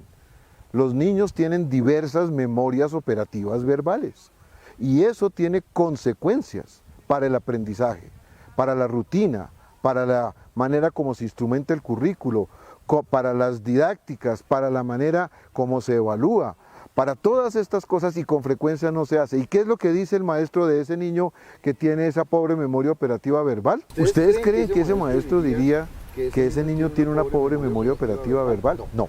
Ese maestro dice que el niño no sabe matemáticas. ¿Es eso cierto? No. Si ustedes le entregan a ese niño ese mismo problema escrito, ¿qué hace el niño? A ver, yo tenía 9. Cada uno me entregó una cantidad igual, 9 por 3, 27. Luego le di 7 a mi hermana, menos 7 son 20. Luego lo partí contigo, dividido por 2 son 10. ¿Sabe matemática? Sí, sabe matemática. ¿Qué es lo que le pasa? Que tiene una memoria operativa verbal un poco más discreta. Eso es todo. Entonces, ahora sí, ¿cuál sería la relación ideal entre el sector salud y el sector educación? Que ese maestro detecta que ese niño tiene dificultades en estos contextos. Y ese hecho lo desborda, él no tiene las herramientas para eso y no tiene por qué tenerlas. Y entonces le pregunta al sector salud, oiga, ¿qué le puede estar pasando a este niño? Y el sector salud, con su saber, evalúa esto y ¿qué encuentra? Que ese niño tiene una memoria operativa verbal discreta. ¿Y qué hace el sector salud? Le informa eso al maestro.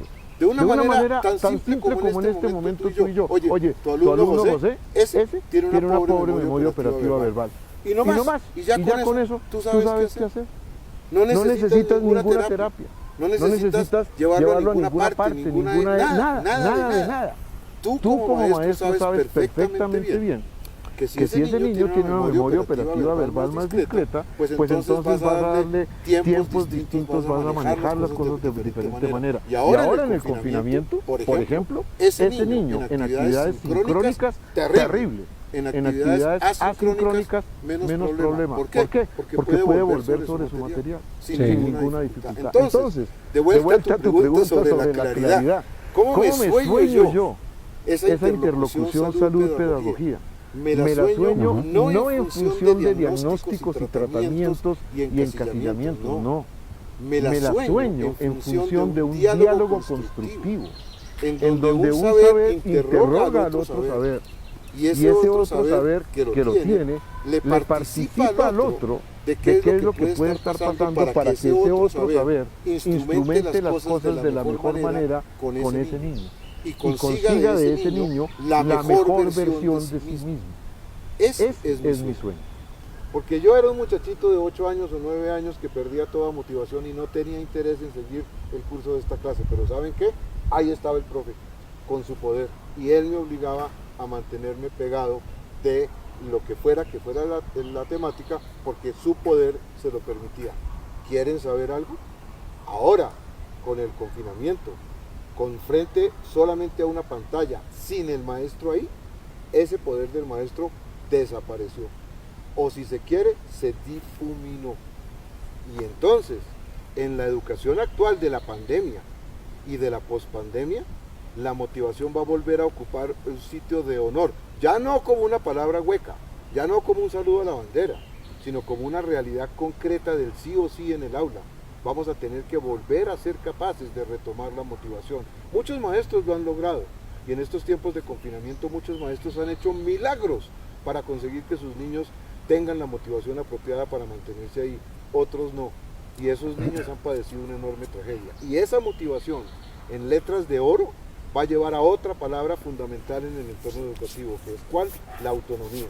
Doctor Eslava, la pandemia es algo que definitivamente nos convoca para hablar en estos momentos y sobre todo en el sector educativo. Y estoy hablando en el aula de clase, que ya no es el aula de clase, ya es el aula virtual de clase, y sí hay aula virtual, ¿no?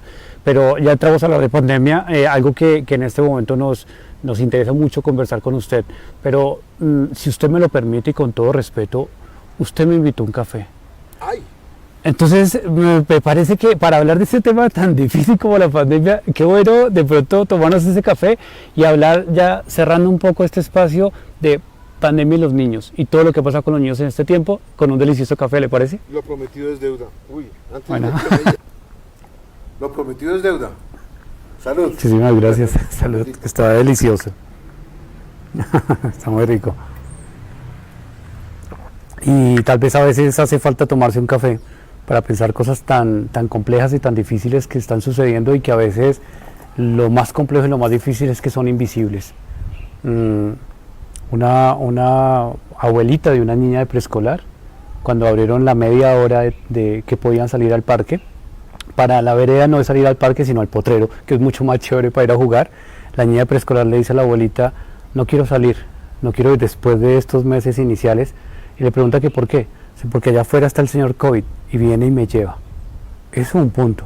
Y otro punto que escuché en una conferencia a nivel nacional y una narración, la profesora decía que se lo había contado a la mamá, y el niño, un niño de primaria, que es un niño, una persona ciega, le dice a la mamá que le diga la verdad si allá afuera todos están muertos por el COVID, porque no volvió a escuchar ni a su profesor, ni a sus compañeros, ni a los tíos, ni a los abuelitos.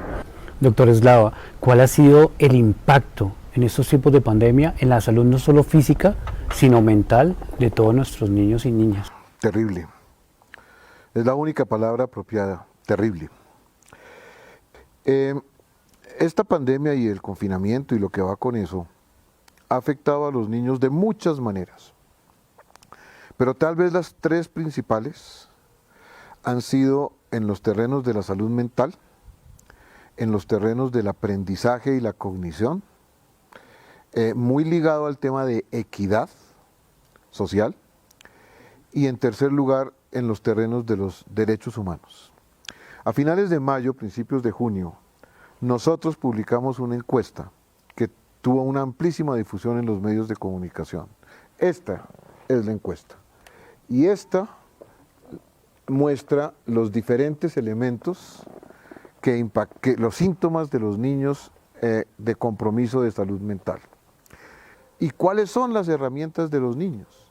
El lloriqueo, la pataleta, la grosería, rehusarse a estudiar, la pesadilla, pasarse a la cama de los papás, orinarse, alteración en los hábitos de alimentación, esas cosas. Los niños lo que nos dijeron con esas manifestaciones era la dimensión de su sufrimiento, pero para nosotros los adultos eso nos parece banal, ¿sí? Entonces, impacto sobre salud mental, terrible, primer elemento. Segundo elemento, aprendizaje, cognición, desarrollo y equidad. Ahorita cuando paseábamos por el humedal, hablábamos de los engramas, de cómo se aprende, adquirido en el curso de experiencias sucesivas. Bueno, muchos niños llevan un año privados de esas experiencias sucesivas con las que se construyen los aprendizajes, de todo tipo, aprendizajes implícitos de socialización, aprendizajes implícitos de dar y recibir afecto, de comportamiento social, aprendizajes explícitos de competencias académicas. Y claro, como hay unos sectores de población más favorecidos y otros más desfavorecidos, pues los más desfavorecidos les ha ido peor. ¿Eso qué significa en términos de equidad? Que vamos a salir de esta pandemia el día que salgamos con una brecha de inequidad mucho más amplia de la que teníamos. Y el tercer terreno en el que han sufrido es el terreno de los derechos humanos.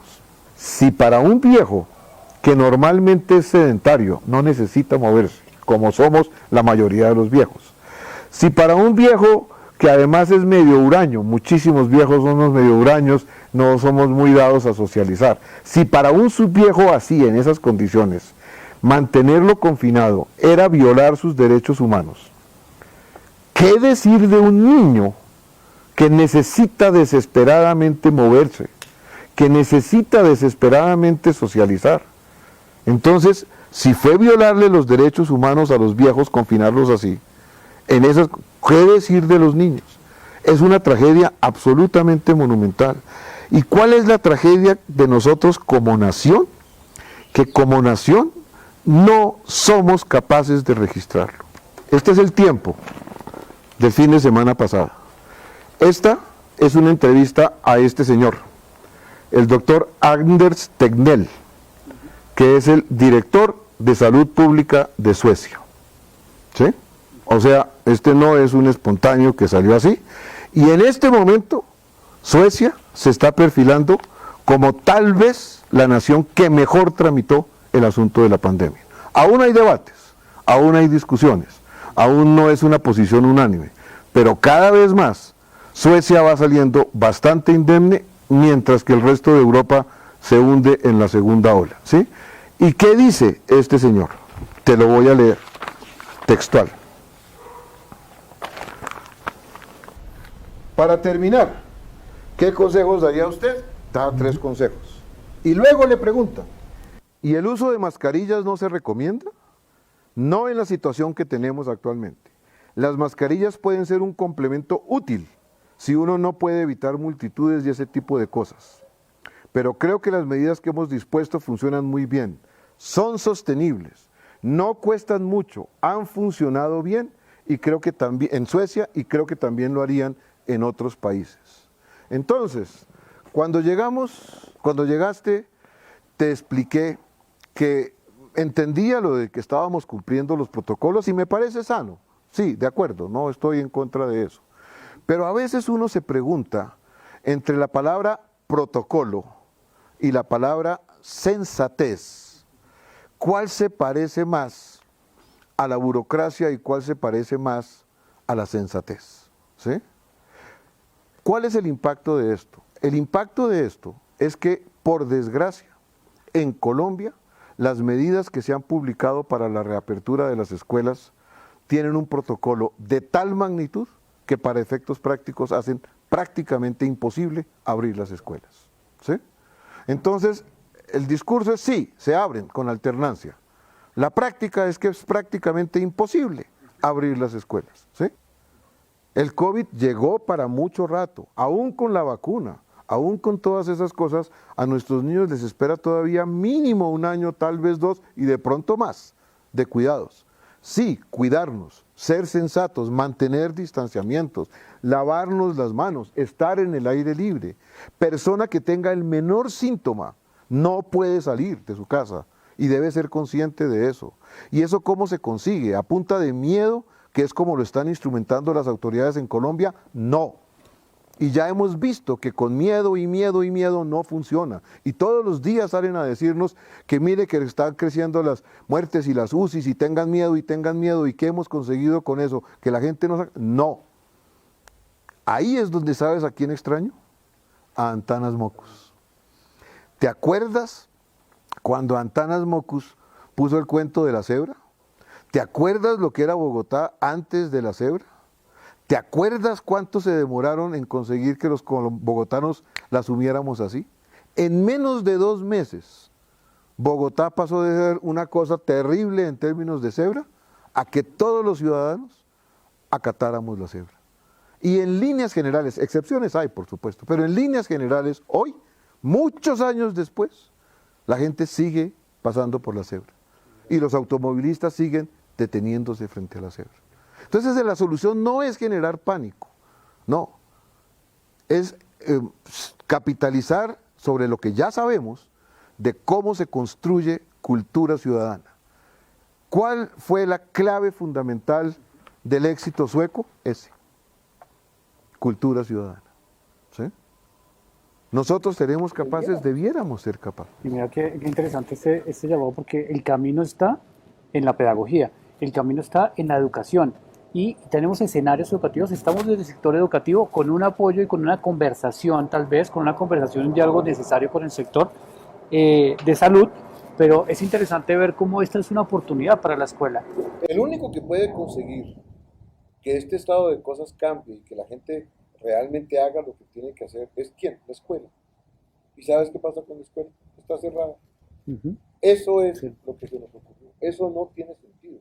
Aún recuerdo cuando empezaba la pandemia, a la primera ministra de Noruega, su primera alocución al público se dirigió a los niños y le pidió a los niños que le ayudaran a educar a sus padres para que cumplieran las normas necesarias para evitar la propagación del virus. ¿Sí? Extrañamos en Colombia que hayamos tenido a los niños en cuenta. Los hemos relegado de la manera más dolorosa.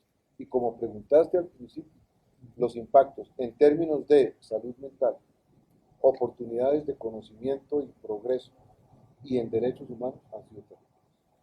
De cara a esto que tenemos que construir, me parece bien interesante y es que no es un asunto de adultos, no es un asunto de especialistas, no es un asunto de los papás, es un asunto de todos, pero hay un personaje aquí central, también trayendo un poco a colación al maestro Tonucci, y es básicamente, ¿dónde están los niños en este tiempo? ¿Dónde están los niños en esta temporada? ¿Dónde está la voz de los niños? ¿Dónde está el niño que se le está preguntando sobre lo que le está pasando? Dice, y él resalta uno de los derechos de la Convención de los Derechos de los Niños y de las Niñas, y es preguntarles sobre cosas o asuntos que tengan que ver con su vida. Y segundo, tener en cuenta lo que ellos dicen. Entonces la pregunta sería, ¿de qué manera podría la escuela juntar, tratar de hacer un diálogo y poner de acuerdo a todos estos actores que están alrededor, pero sobre todo a los niños, y que entre todos creemos esa nueva sociedad, que creemos ese nuevo camino o ese hacia dónde vamos, que sería cuando pensamos en alternancia, cuando pensamos en pospandemia, que lo ponemos como entre comillas, porque hay un incierto frente a esto, y cómo ponernos de acuerdo, cómo tener en cuenta a los niños para de alguna otra manera poder crear esos escenarios educativos y esos contextos que tanto necesitamos. Sin lugar a dudas, eso nos está. Sin lugar a dudas, sí. Tenemos que tener en cuenta a los niños. Vamos a tener que prepararnos para un tiempo largo en donde las voces de todos los actores deben contar, y uno de ellos, sin lugar a dudas, son los niños y tienen ese derecho.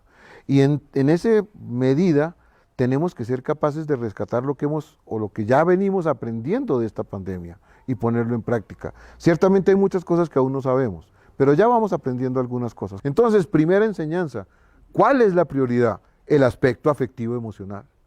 ¿Qué otra segunda prioridad? Aprender de este momento tan grande, ¿sí? Que como contestó alguna vez la viceministra de Educación aquí en Colombia, cuando le preguntaron si este era un año perdido, contestó, no, este no es un año perdido. Aquí se han aprendido muchas cosas. Ahora, no se aprendieron las clásicas de hace 2, 3, 4 y 5 años, no, pero hemos aprendido una enorme cantidad de cosas en términos de resiliencia, prioridades, alteridad, etcétera, etcétera. Bueno, capitalicemos esos aprendizajes. Número 3, ¿qué hemos aprendido también? Hemos aprendido la importancia de algunos imaginarios que dábamos un poquito como de suetos o como de capa caída. ¿Cuáles? La familia.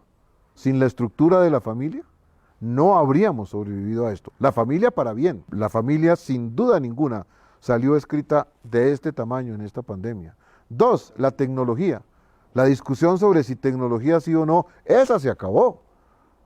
Para el día de hoy y para el día de mañana, niños y tecnología, sí o sí o sí. ¿Qué más hemos aprendido? Alteridad, la presencia del otro, para bien y para mal, ¿sí? Alteridad se ha tomado un posicionamiento del cual no solíamos ser conscientes. Pegado de eso, solidaridad. Hay que ver la cantidad de ejemplos de solidaridad que hemos hecho. ¿Qué más hemos aprendido? Autoridad. ¿Cómo hubiésemos tramitado este tiempo sin autoridad? Con todos los defectos que pueda tener, con todos los cuestionamientos que podamos hacerle, con las críticas que yo mismo te acabo de hacer en este momento, sin lugar a dudas, pero autoridad nos ha sacado adelante de estos 8 o 9 meses. Y así por el estilo, ser capaces de capitalizar lo que hemos venido aprendiendo de esta pandemia, para no regresar a la vieja escuela que andaba pegada única y exclusivamente de contenidos a rajatabla y del niño homogéneo, para que nuestros niños puedan salir de esta pandemia a una escuela infinitamente mejor a la que tienen derecho. Yo diría que eso es lo que tendríamos que andar haciendo. Y para absolutamente todos los niños, niñas, adolescentes y jóvenes, todos los que tenemos matriculados en nuestras escuelas, en el municipio de Chía, lecciones tan valiosas, una conversación tan enriquecida, entender y aprender de la fragilidad. Tal vez la pandemia sí tiene elementos bien interesantes para poder tener las grandes lecciones como humanidad. Y la escuela debe mirarse a sí misma. La escuela debe lograr en un momento determinado reunir a todos sus actores y ponerlos a todos en una sola línea, para pensar en los niños y en las niñas, para pensar qué podemos hacer luego, pero sobre todo para escucharles y para traerlos hasta allí. Ha sido una charla supremamente enriquecedora en medio de la diversidad, en medio de aprender cosas de esta pandemia y en medio solamente, sobre todo de reflexionar, porque tenemos que reflexionar sobre lo que nos está pasando. No solo sobre lo que está pasando en ese mundo que está afuera, sino en lo que nos está pasando con ese mundo y con lo que le está pasando al mundo. ¿Qué es hoy en día el Instituto Colombiano de Neurociencias? ¿Cómo está trabajando en estos tiempos de pandemia? ¿Y cómo educación puede estar también mirando hacia allá y ayudando a generar un diálogo con ustedes? Nosotros somos una institución privada, tenemos ya 30 años de funcionamiento. Somos al mismo tiempo institución prestadora de servicios de salud, o sea, una IPS, y somos institución de educación para el desarrollo humano y el trabajo, o sea, estamos en ambos sectores. Estamos muy vinculados con la investigación, con la publicación de textos, libros y material en ese sentido, y con los programas de capacitación en estos temas. ¿Cuál es nuestro eje? Infancia, sin lugar a dudas, aprendizaje, y ese es nuestro interés, eso es lo que hemos hecho siempre. ¿Cómo estamos funcionando ahora? Desde la distancia, por supuesto, ¿sí? Estamos empezando de nuevo a retomar las actividades asistenciales, con mucho cuidado, por supuesto, con cuidado por nuestro personal y por nuestros pacientes, en la medida en que se puede, y en este tipo de actividades. Y reflexionando sobre los momentos que nos ha tocado vivir y cómo salimos de ellos de la mejor manera. Eso es lo que somos básicamente. Pues, doctor Eslava, le agradecemos profundamente y le agradezco yo en nombre de la Ciudad de la Luna, de Chía, donde lo esperamos para tomarnos otro café, los amasijos que están por allá reservados y guardados para usted cuando nos visite, recordar Chía, andar por las calles, ir al monumento de la diosa, de pronto conversar y tener otras múltiples conversaciones. Un saludo muy fuerte de nuestro alcalde que sabe y que apoya mucho sus procesos de educación inclusiva, es un educador que ha llegado a la alcaldía y que sigue trabajando muy fuerte, nuestra secretaria de Educación que podemos estar en diálogo constante, que sabe que estamos aquí, que estamos conversando, y todas las personas, maestros y maestras que nos están viendo en este momento, padres de familia, y también hay muchas personas del sector salud, que qué chévere que nos estén escuchando en este momento, y de la academia, porque tenemos que reinventar un mundo, no desde el especialista, sino entre todos. Todos somos importantes en este juego, y sobre todo los niños, las niñas, los jóvenes y los adultos también que estamos involucrados en esto. Pues muchísimas gracias. Estamos encantados de haber estado esta mañana. Seguimos caminando porque hay muchas conversaciones en la alteridad, hay muchas conversaciones en tiempos de pandemia que seguimos entramando, seguimos tejiendo para poder encontrar un poco un bienestar para todos, un estar bien entre todos y un estar juntos, como dice Carlos Escliar. Muchísimas gracias, doctor Eslava. Muchas gracias a ti, a Chía, por supuesto, y obviamente de regreso a las precauciones. Ya superado el distanciamiento, nos volvemos a cuidar entre todos como tiene que ser.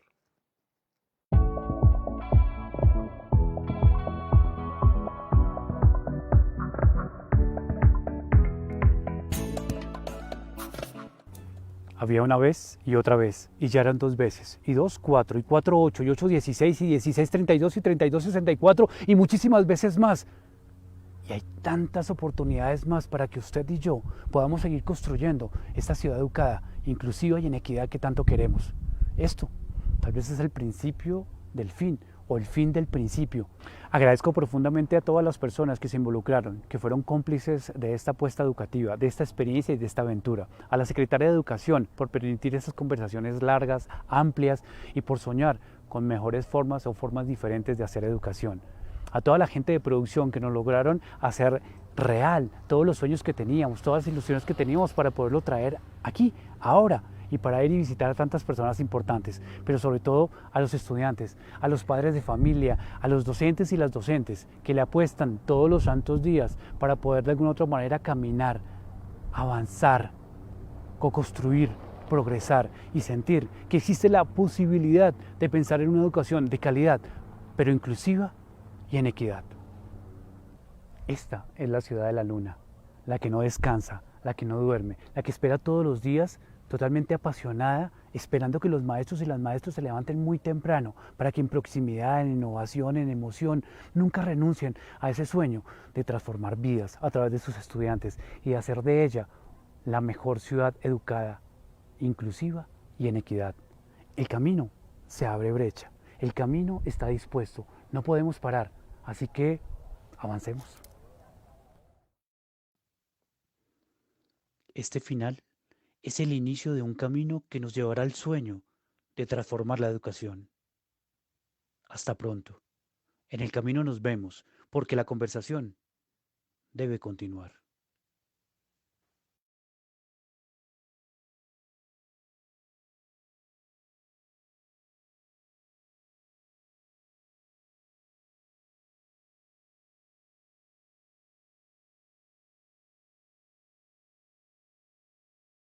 Les agradecemos a todas las personas que participaron a través de las redes sociales, a los panelistas, a las diferentes instituciones que se vincularon en esta Semana de la Inclusión. 3 días, pero montones de ideas, de aportes valiosos. Realmente agradecidos con todos los participantes y lo más importante es que hagamos vivencial todas estas experiencias aprendimos, todos estos resultados importantes de lo que implica tener una ciudad incluyente, un territorio que permita mayor oportunidad desde lo económico, desde lo social, desde lo laboral, desde lo educativo. Así que la corresponsabilidad y la tarea es de todos. Debemos dar las gracias, pero no solamente que se quede en 3 días de una semana de inclusión, queremos 365 días del año, tenemos un cuatrienio y toda una política y una apuesta para que Chía sea un territorio incluyente. Muchas gracias.